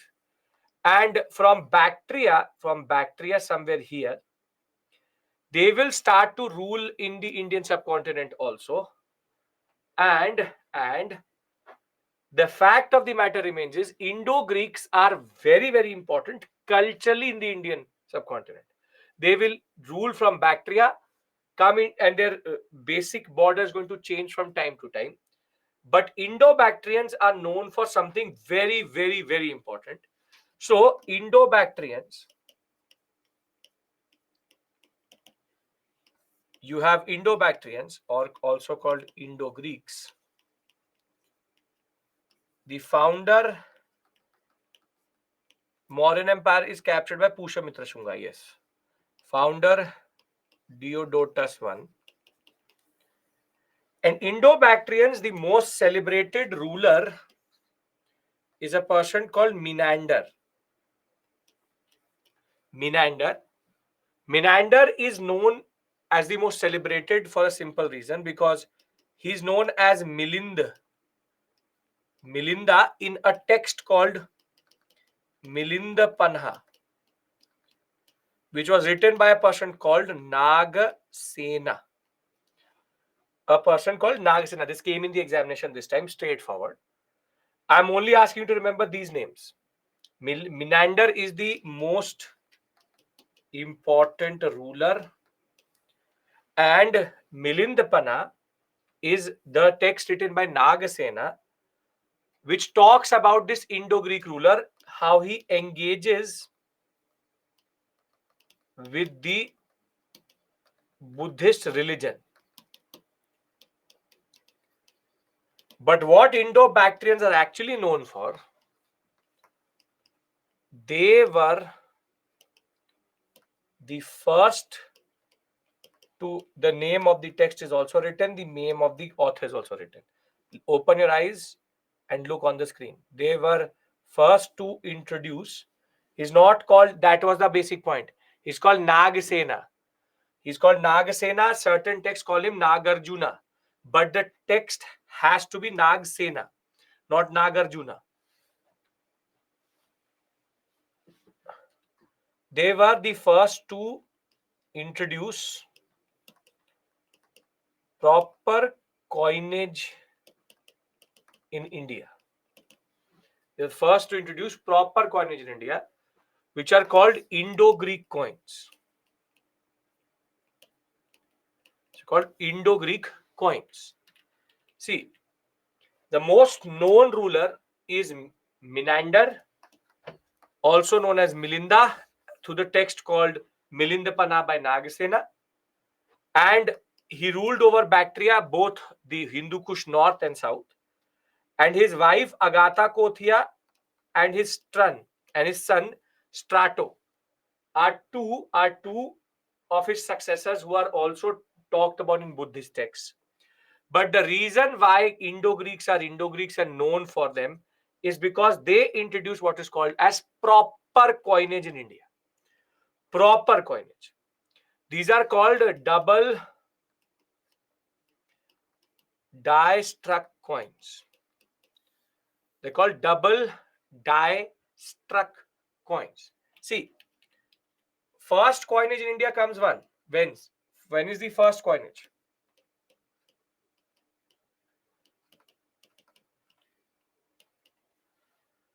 It is the, very good, Mahajanpada period. And those were called as punch marked coins. When I'll be teaching you art and culture, I'll show you punch marked coins, but the punch marked coins are very crude coins. Some are rectangular, some are circular, some are oblong, some very, very irregular. They were very irregular, and they're called punch marked because they have certain marks on their front side, on their first front side. So though this is first coinage, first proper coins are to the Indo-Greeks, because Indo-Greek coins used to have very regular shape. Indo-Greek coins have regular shape.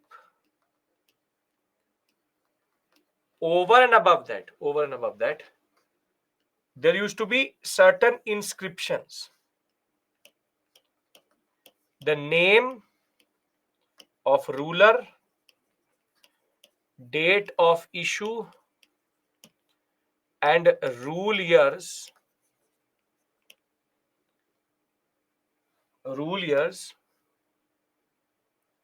were mentioned. On the front side, you also had the portrait of the king, and on the back side, this is the obverse, this is the reverse. On the back side, they had what are called Greek gods. So if you look at their coins properly, this is for example Menander, and Menander had his name inscribed here, that this is the Menander coins, and he also told us where this coin was issued, in what year. That is their own Greek timeline which they refer to. It says that it is in the third year of his rule. It does not refer to a date, but his third year. And on the front, you always have the rulers. On the back, you have Greek gods such as Zeus, Athena, Hercules, Apollo, These type of people.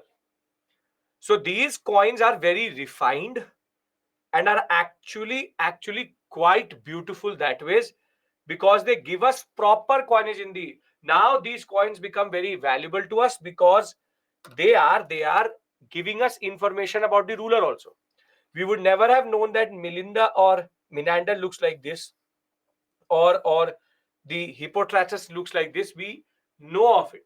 Sometimes the wife and the ruler both were on the coin, which again shows very sophisticated way. They're called double die struck because two dies were used. On one side they had one die, on the other side we have one die. You pour the metal and then you push it together. So double die struck. Now, the Indo-Greeks also have one more very important point. They use what is called as the Greek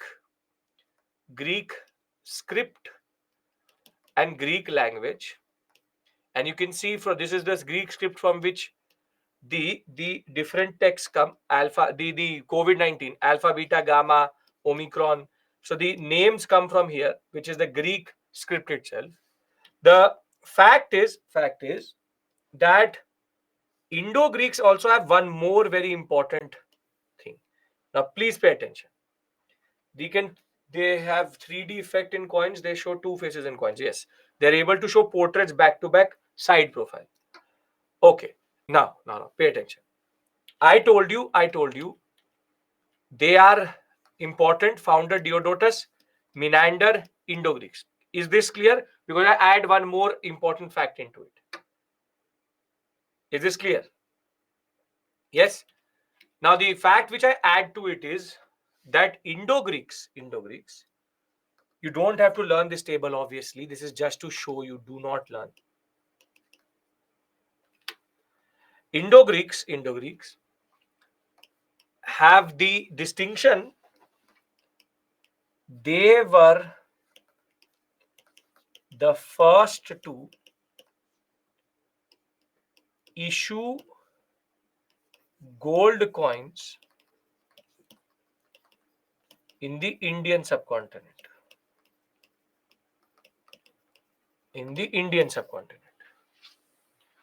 Wherein they, however, issued it in the northern sector, north of Hindu Kush, but never circulated gold coins south of Hindu Kush. So in the exam, if it says who were the first to issue gold coins, the answer is Indo-Greeks. But if it says who are the first to issue and circulate, it is not the Indo-Greeks, it's the Kushanas. Indo-Greeks, what they did was that they had two types of coins. One was north of Hindu Kush, gold, silver, copper, nickel. And they were basically very well made with the Greek gods. And they also had in the Indian sector silver, copper, and often in square shape. So though they issued, they didn't circulate in the Indian subcontinent. This is something which you need to again know, which is that there's a difference. First coinage is punch marked coins. Circulation means I have a new note, but I issue it but never circulate it. Circulated means it has to go through the economy. So punch marked coins, first coinage. First proper coinage, Indo-Greeks. Thereafter, first to issue gold coins, Indo-Greeks.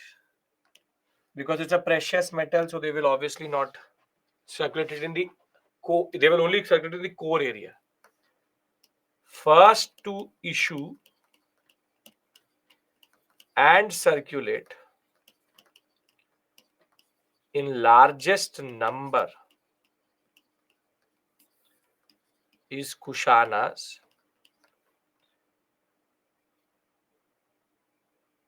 The rulers who issued and circulated highest volume is the Guptas.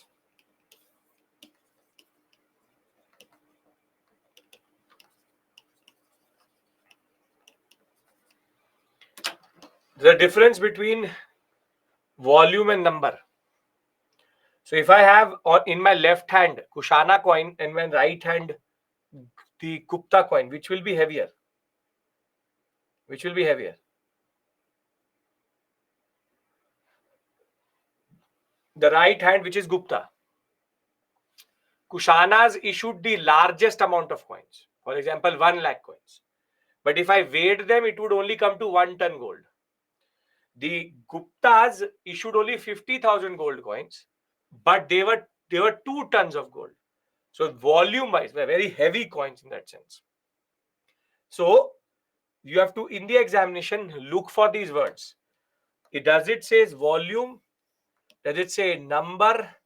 Does it say proper coinage? Does it say issue? Does it say issue and circulate? Are we clear about this? According to UPC, which coinage is considered as first? According to everybody, it is punch marked coins. Punch marked, punch and gold coins. This is not issued by. These are issued by Mahajanpadas.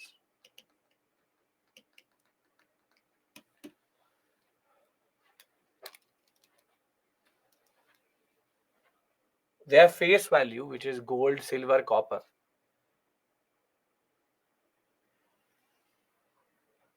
Are we clear? And number, volume. I issue 10 coins. Each one of them weighs 100 grams. Total. Are confused? Listen to me. There's no confusion. It is in your mind. How much kilos it becomes? 1 kg. I issue 5 coins which are 200 grams. How much does it become? 1 kg. So volume wise, which is the bigger, A or B? B, because they are heavier coins. These are lighter coins. So the Kushanas issued 1 lakh coins. They were only 1 ton gold. And the Guptas issued only 50,000 coins. And they are 2 ton gold. So volume is higher. We can expect a question from history of coinage. Devansh, not this. Don't worry about it. They've not asked till this point ever, but sure, why not? First, proper coinage, normal coins are circulated. No, proper coinage is always Indo-Greeks. Gupta coins are heavier. So I have not given you anything out of the box here. It is simple, straightforward thing. There are 4 points made here, 5 points made here. Are we clear about these 5 points? Can we move on? This does not deserve the time I'm giving it in that sense. Literally doesn't deserve that. Okay. This type of question comes in the exam, sir. Yes, that is what I'm telling you. Okay. Difference between 1 and 2. The punch marked coins are very irregular shaped, not consistent. The Indo-Greek coins are consistent, proper coinage, how coinage should be. Okay. Now, Indo-Greeks and Shungas done. Now come the Sakas. The Shakas have a very interesting history because they are the ones which gave us our national calendar in that sense. Now, Shakas are nothing but synonyms And we know about them in the context that they were somewhere here and they moved into the Indian subcontinent, but that this movement was blocked. So they had no other option but to go like this and enter into the Indian subcontinent like this. They could have not gone like this because the Indo-Greeks are sitting here. And because the Indo-Greeks are sitting here and here, they had to go around. And therefore, when Queen Shi Huang was expanding, the Scythians who are near the Jakstrak river, there's a river here called Jakstrak, which was there, they move and they were pushed by the Yuchi tribe into India. So the Scythians, when they crossed the Parthian sector, they became Scytho-Parthians. We've discussed that already. The simple point is Shakas came to India as a foreign tribe, and they entered the Indian subcontinent.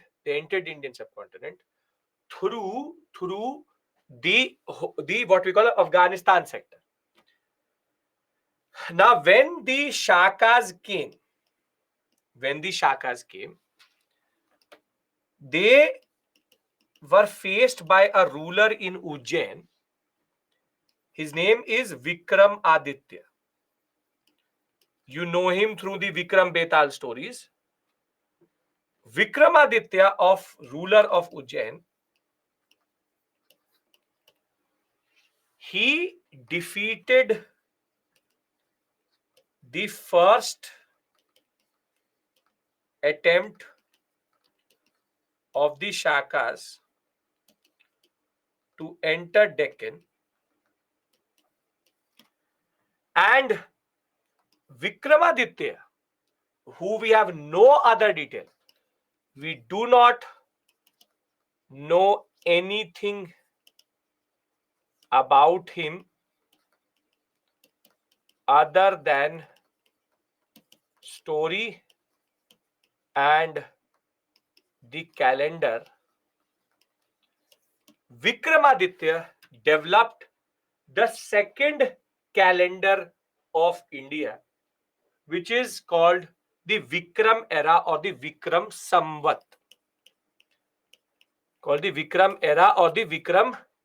Samvat. Now, what is this concept?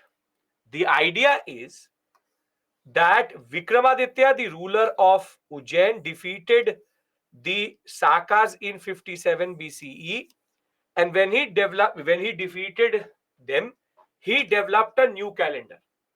See, I told you that time is a man-made concept. Now, Vikramaditya marked his victory as 0. Vikramaditya, which dynasty? Nobody knows. Who is he? Nobody knows. Photo? Nobody knows. Nothing but nobody knows. We just know his name, ruler of Ujjain. Now, basically, his victory in 57 BCE became his way of now calculating time. And this you can also do. You can say that 20th-12-2023 is 0 in Abhishek era. So 2024 is going to be 1. If lot of people agree to this, it becomes a calendar. Now we know of Vikram because of certain texts and inscriptions which talk about a Samvat which was not matching the BCE or CE year. This is the inscription which is called the Barnala inscription in Rajasthan. It had 2 pillars on which Vikram Samvat 284 and Vikram Samvat 335 were written. Now the problem was when we saw 284 Vikram Samvat and we saw 335 Vikram Samvat, now historians thought, how do we figure out what does this calendar actually correspond to in the most known calendar, which is Gregorian? So we needed to basically convert it into BC. So what was done was that the rock of this inscription of this pillar was taken and it was dated. And when it was dated, it turned out that 284 was corresponding to 227 BCE and 335 BC Vikram Samvat was corresponding to 278 CE, both in CE.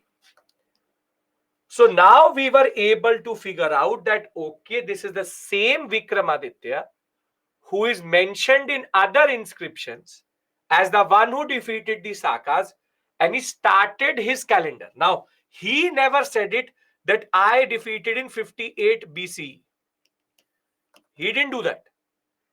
We were able to figure out that every date which the Vikram Samvat gave was always 58 years forward to the CE itself. So 227 became 284, 278 became 335. So the fact was he was using a different calendar which everybody was using. We needed to see where does it fit in BC and C. Now obviously nobody's asking you this. There's no CSAT question which is going to come, and there's nothing like this. You just need to know that Vikram calendar was developed by Vikramaditya. Vikramaditya is the ruler of Ujjain, dated to 58 CE, defeating the Sakas. So now basically any date which needs to be converted from CE to BCE, or rather BCE or CE into Vikram Samvat, what we do is that we add 58. We add 58, sometimes 57. The fact is generally 57. And the fact is why? Because we are before the timeline itself. We are before 0. So if I had to convert our 2023, I will add 57 to it and I will get 2080. Vikram calendar is followed in Hindu, as in Hindu rituals quite a lot. Vikram Samvat. The simple point is when in 58 BCE, 57, 58 BCE, the Vikramaditya defeated, when Vikramaditya defeated the Sakas in 57, let's take it 57, you will get confused later, 57, when Vikramaditya defeated the Sakas in 57 BCE, he started his own calendar. A lot of texts and a lot of inscriptions were quoting something called Vikram calendar, Vikram calendar, Vikram Samvat, Vikram Samvat. We tried to figure it out. How can we figure it out in our own CE BCE?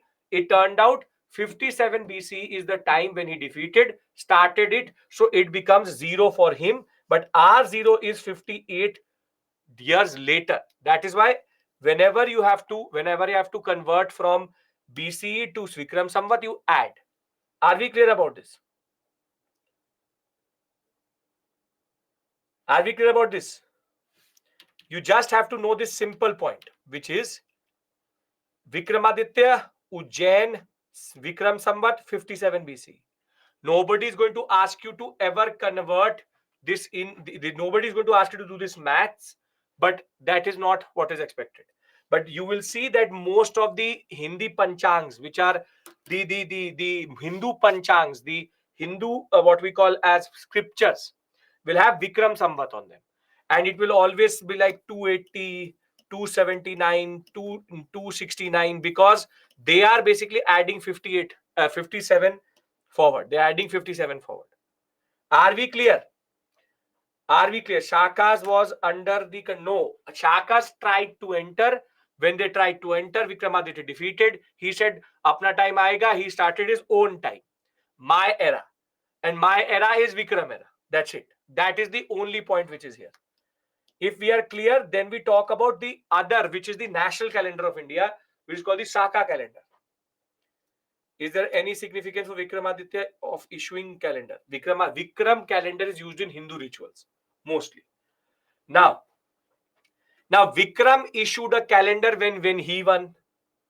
So when the Shakas won the Deccan sector under a ruler called Chastana, he developed his own calendar, which is called Saka era.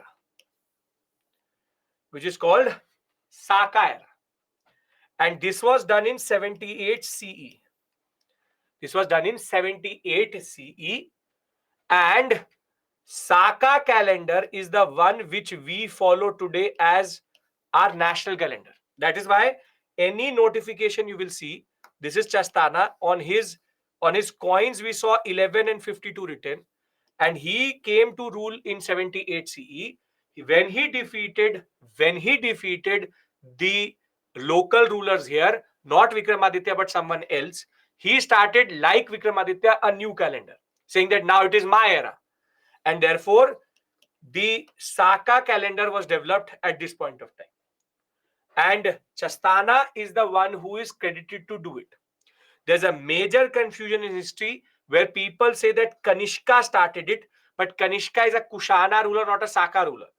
So this is also a debunked concept that the Kushana ruler Kanishka started Saka. No. Chastana is the one who started the Saka calendar. And that is why you will see in most of our notifications, on this side it will say 2012, 2023. It will say Gazette. But on this side it will have a different calendar. So if I have to convert 2023 into Saka, what should I do? I should add or subtract? Yes, I should subtract, because we are 78 years forward to 0. So I have to come back to 0. So I will subtract 78. How much will I get? So in today, if a Government of India Gazette comes, what date will be here? 1945. So now you see how we are basically dealing with 3 calendars in India at the same point of time. How time is such a man-made concept. If you go by, for example, Gregorian calendar, it is 2023 CE. In Vikram, it is 2080 Vikram Samvat. And in Saka, it is 1945 Saka era. Saka Samvat. So now you can see, why did we subtract? Because we were forward 78. There we were, because this is 57 BCE. We were before the 57. So to come to 0, I add 57. And here I am forward 78. So I come to 0 to come to the exact date. So remember, in Saka you subtract, in Vikram you add. Here you add 57, here you add 70, subtract 78. Again, nobody is going to ask you to do it, but I'm telling you generally. The simple point is, we actually have not 1, 2, 3, but we have one more, which I will discuss with you in Gupta, which is called Gupta calendar. That is 319 BC, 319 CE is the period when the Gupta era starts. The fact is, the day you clear UPSC, you also start a new calendar saying my era came. So it's like, it's an arbitrary concept. Time is an arbitrary concept. If everybody accepts it, everybody accepts it. Are we clear about a very standard perennial question, which is called, what is the origin of Saka era and what is the origin of Vikram era? Are we clear about it? Which one is more approximate? Each of them is clear according to them. How Gregorian calendar was introduced? British Christian calendar.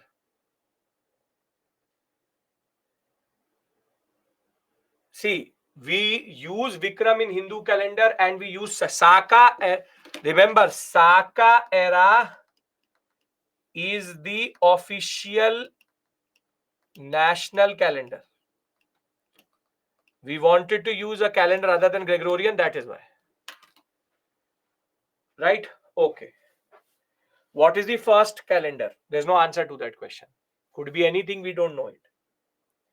Saka era started in 78 CE, not BCE. This is 78 CE. This is 57 BCE. Right? Are we clear? Okay. VS means Vikram Samvat. SS means Saka Samvat. Samvat means calendar. Now what I want to do is, I want to very simply, I'll give you again a breather. 5 minutes. 25 minutes I want your concentration, because I know it's a very heavy area. 5 minutes I'm giving you, and then I want 25 minutes. Can I get that? Can I get that promise? 5 minutes concentration back, and then we go forward, because I have to do political history 25 minutes. Okay, perfect. So we come back at 806, and then we take it till 30 properly. Nobody is going to say I'm dying. Okay? This is only for this class, because these are heavy areas. I understand that. Okay, see you.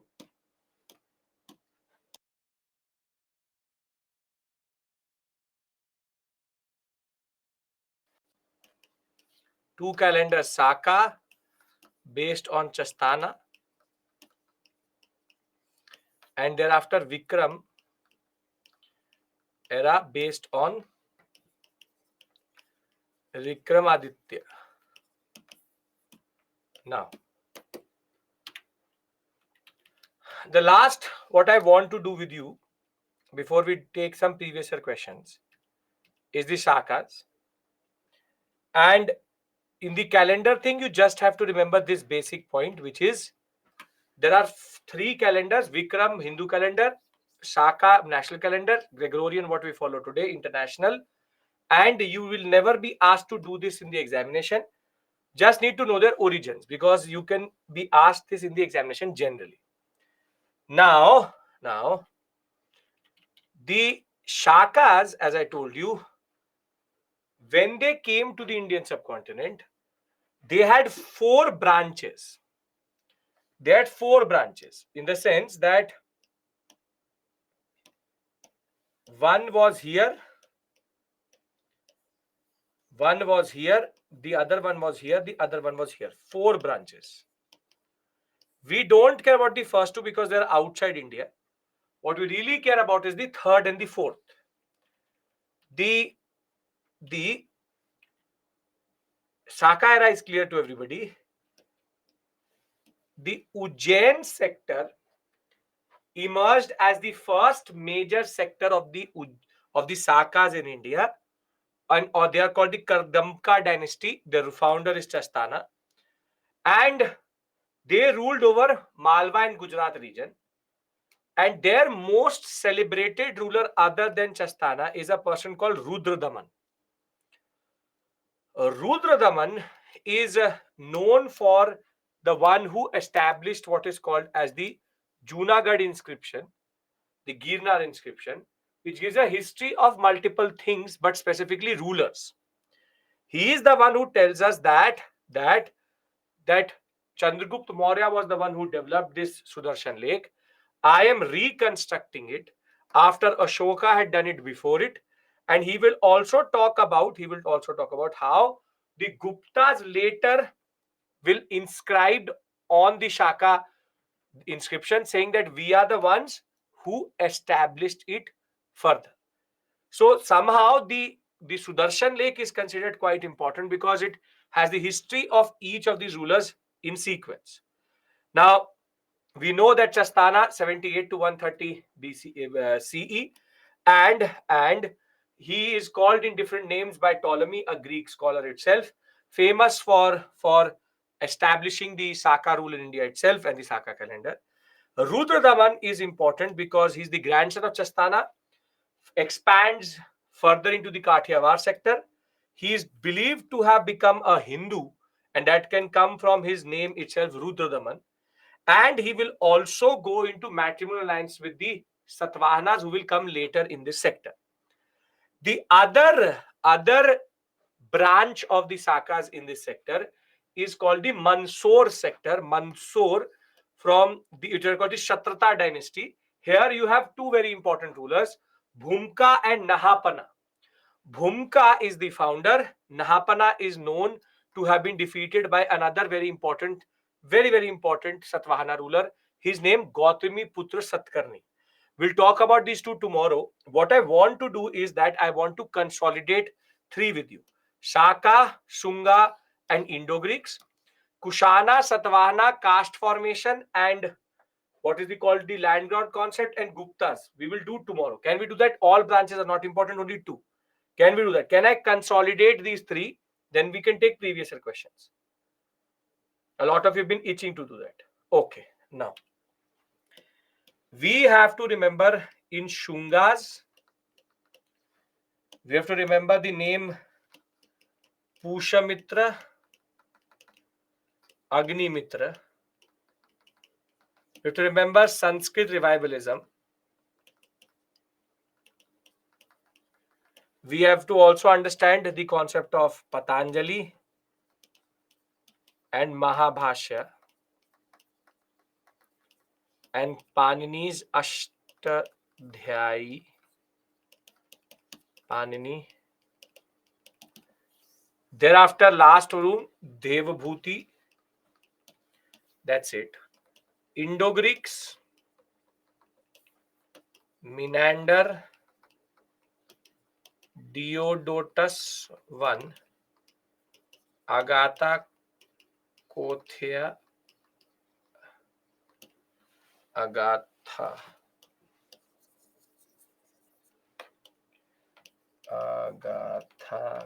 Kothia, and Strato.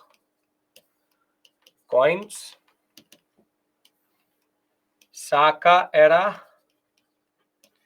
Vikram era, 78 CE, 57 BCE, Vikramaditya and Chastana. And in Sakas, we have to remember Chastana and Rudradaman and Bhumka and Nahapana. Other than that, I did a whole process of development of these, which I gave a lot of emphasis to, because you should be able to imagine how the regional configurations in India are changing.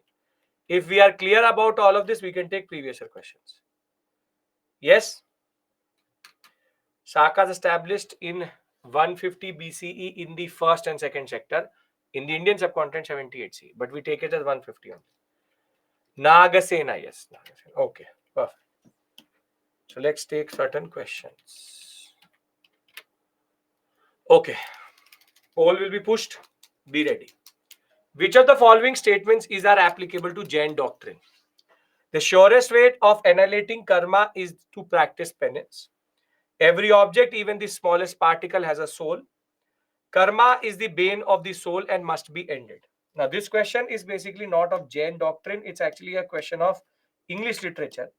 If you have the idea, if you understand it, you will easily be able to answer it. I'm giving you a minute, answer it. A lot of you have been itching to do it. Now, I want to see their names up there.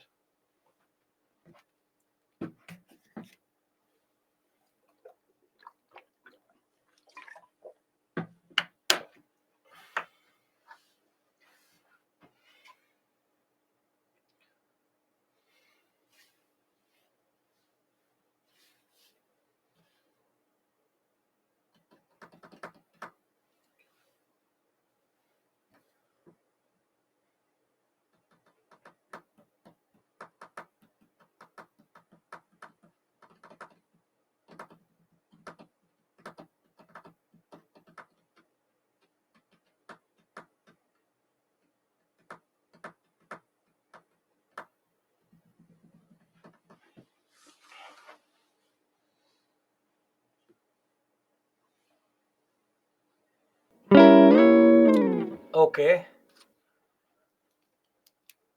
52% totally correct. See, every object has soul is a very standard giveaway. So any option with no 2 is obviously out of the picture itself. This is a very simple, straightforward concept. Now you have to decide if 3 is correct or not, because 1 is there in both of them. Or rather, 2 is there in both of them, 3 is there in both of them. You have to decide if 1 is correct or not. 3 means karma is the bane of soul and must be ended. Bane means it's a curse and it is a sin, should be destroyed. I told you karma is sin. Bane means curse. Now, the surest way of annihilating means destroy. Karma is practice of penance, which is self-suffering. So, if you know the meaning of each of these words, it is basically a straightforward statement which we've discussed in class itself. Which is that karma is a sin, whatever you committed before you became a Jain. If you need to end it, you have to annihilate that karma, destroy that karma through self-suffering.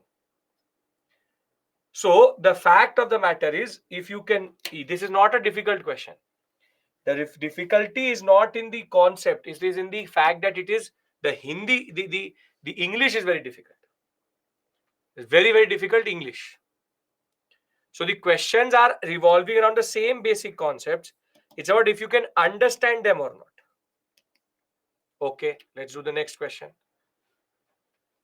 Which of the following characterize the people of Indus civilization? Everybody should get this correct. They worshipped great palaces and temples. They worshipped both male and female deities. They employed horse-drawn chariots in warfare.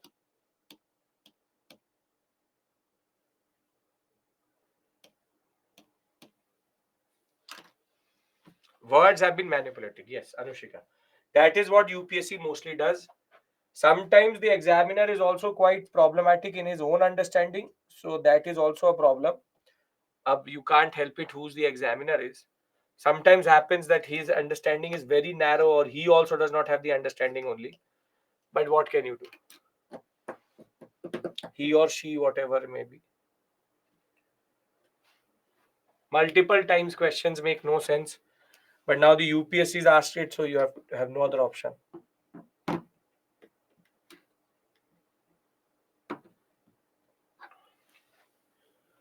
Possess mean to have.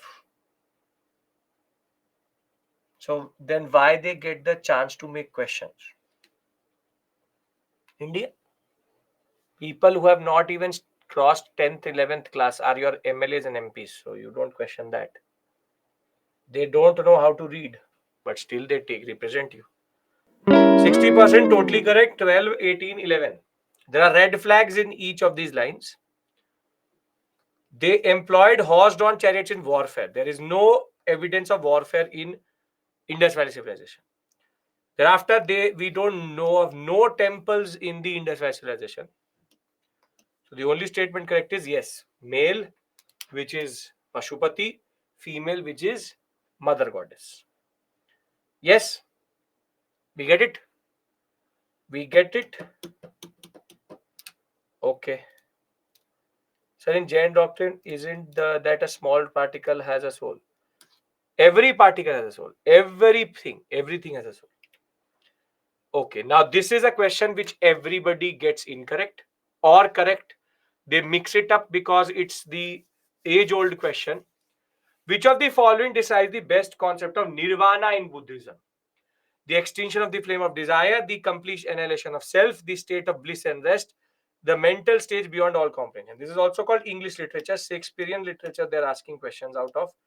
I give you enough time to confuse yourself, because the more time I give you, the more you get confused.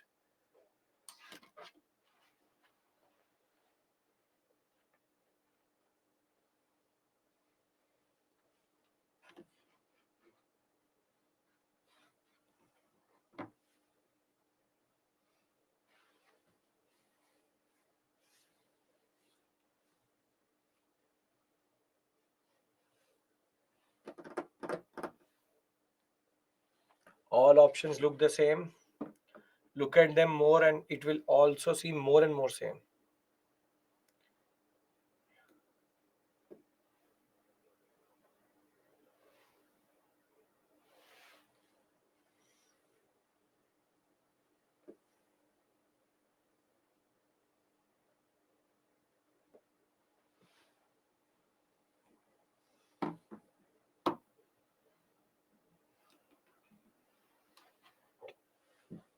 As always, but this time better that way.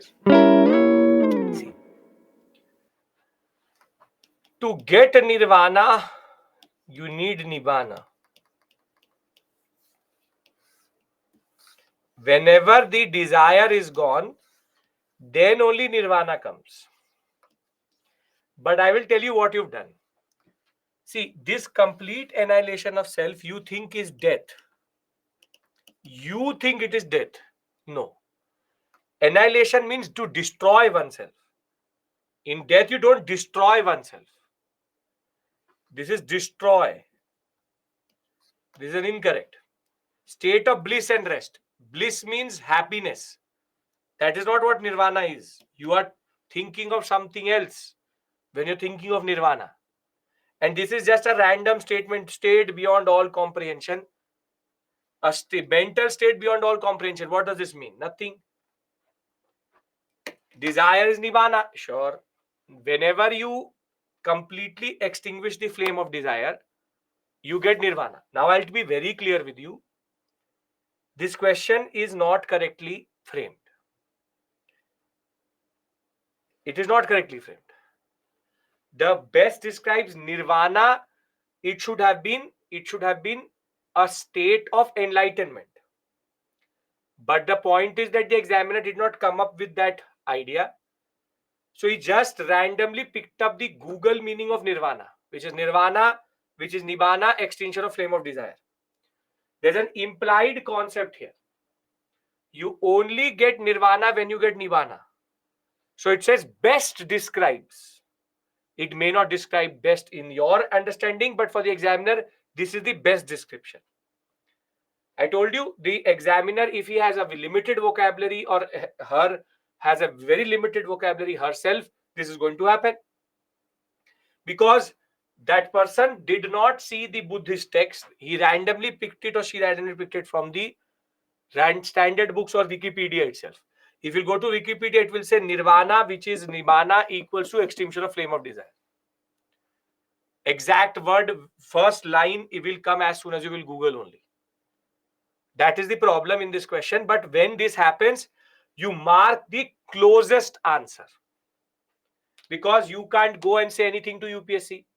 If UPSC says sun comes out of the south, you have to accept it. They say give the examination on one leg, you have to give it. They can do anything to you, you have no rights, and you can't do anything generally. As it is, the key will come out after the whole examination is over, that by that point of time, either you're given up or you're doing the second attempt and you don't care.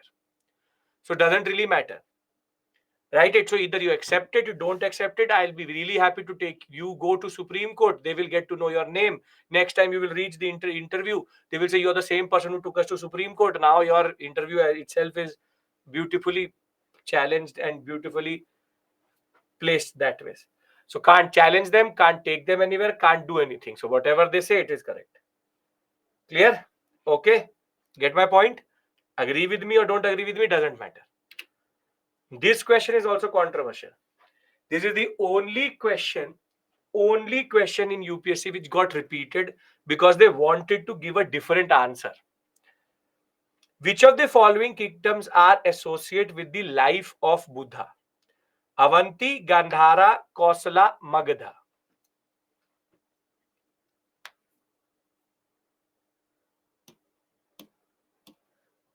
This actually has two answers, both used by different contexts.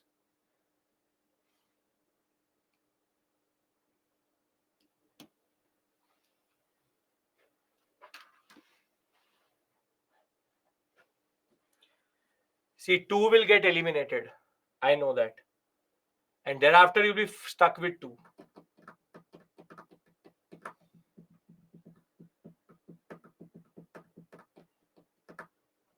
This examination, the first time a different answer was given. Second time question came with a different answer itself.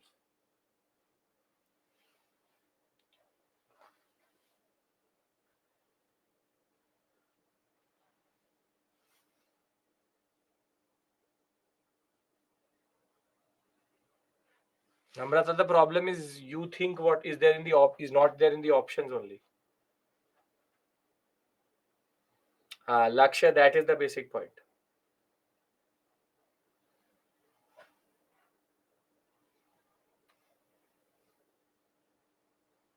Standard B, C and D is always the confusion. 38, 34. See, Gandhara obviously would not be there because the word says life. Life means when Buddha was alive. When Buddha was alive, he never would go to Gandhara or Kandhar sector itself. So this automatically gets eliminated. Now you know that, okay, Kosala and Magadha will be there. Now the problem is to devise Avanti. How did I come to the conclusion that Avanti cannot be in the life of Buddha? Can anybody tell me what is the logic of removing Avanti, who 38%? Yes, very beautiful, very beautiful. Surbhi, Sayed, great. Muni, very good, great. If I told you two were topmost, Kamboj and Gandhara, Avanti and Ashmaka are southernmost, he would not have traveled so much. And I'll tell you, today you open a book, it will see D also. The first time it came in 2016, it came with answer D. Then next time same question was asked, and the people who answered D, the answer came with C. So happens, UPSC does this. UPSC does this. Literally does this. Their logic was no, 1, 3 and 4 is also correct. And then they said no, there was a challenge to this question. So they literally gave a question again to check if people were following the challenge or not. Nowadays, it doesn't happen. Nowadays, what happens is UPSC drops the question itself. Since the past 2 years, UPSC started to do one thing, which is to drop a question. In the past 2 years, two questions of history have been dropped. They gave a question in which you had to chronologically put them in order. And the examiner forgot that they were so close to each other that nobody knew if it is 8th March or 4th March or 6th March. They had to drop that question. Happens. Okay. This is a very beautiful question. I think, yeah, I'll do two more. This and the next one. With reference to the difference between the culture of Rigvedic Aryan and Indus Valley people, which of the following statements are correct? Rigvedic Aryans used the coat of mail and helmet in warfare, whereas the people of Indus Valley civilization did not leave any evidence of using them. Rigvedic Aryans knew gold, silver, and copper, whereas Indus Valley people knew only silver, copper, and iron. Rigvedic Aryans had domesticated the horse, whereas there's no evidence of Indus Valley people being aware of this animal itself. Very easy question if you've been listening to me. If not, then you will get confused for sure. Okay, come on. Which of the statements are correct?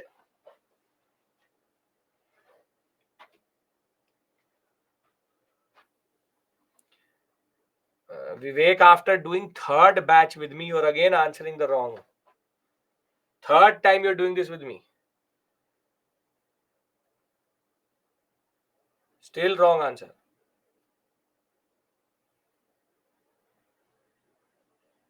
If you, Anushika, if you know that, you will automatically get it.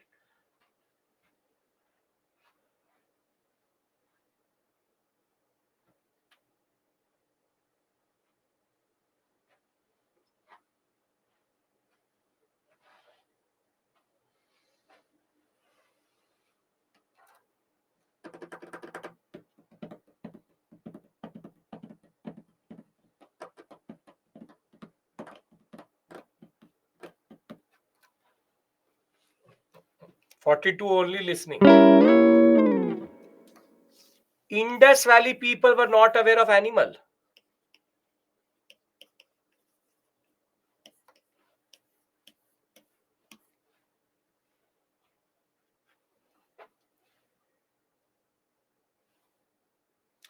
Surkotada very categorically written in the PPT. Rigvedic people knew gold, silver, copper. Indus Valley knew iron. Warfare for Rigveda, Indus Valley. Now you tell me one thing. After doing this, are the questions factual? Are these questions factual? These are literally conceptual questions. Logical conceptual questions. If you understand this, then you will understand why I don't waste time in political history. I don't waste time in political history because UPSC doesn't care about political history itself. Third statement says this animal. So भाई किस animal की बात हो रही है? Domesticated the horse, whereas there is no evidence of having ever of this animal. So it's talking about a frog. Why are you overthinking beyond exception? Reading English straightforward. What this animal? This animal, horse. They know about horse.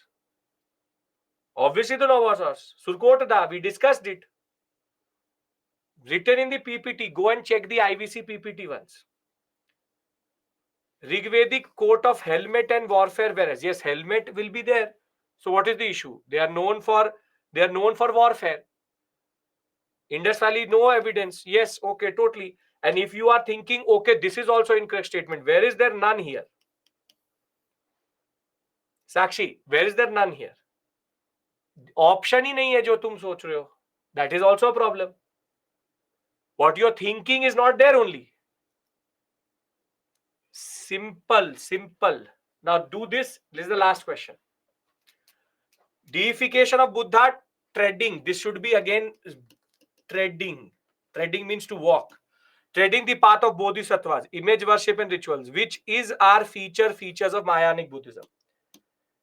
Everybody needs to get this correct. Come on.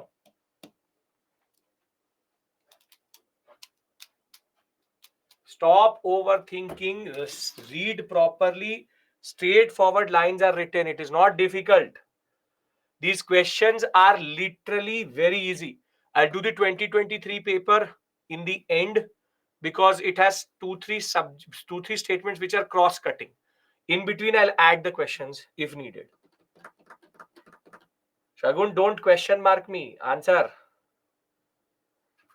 Again, because half of you don't know what is deification.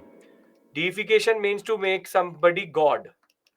Do you make Buddha God? Yes. Do you talk about bodhisattvas? Yes. Image worship? Yes.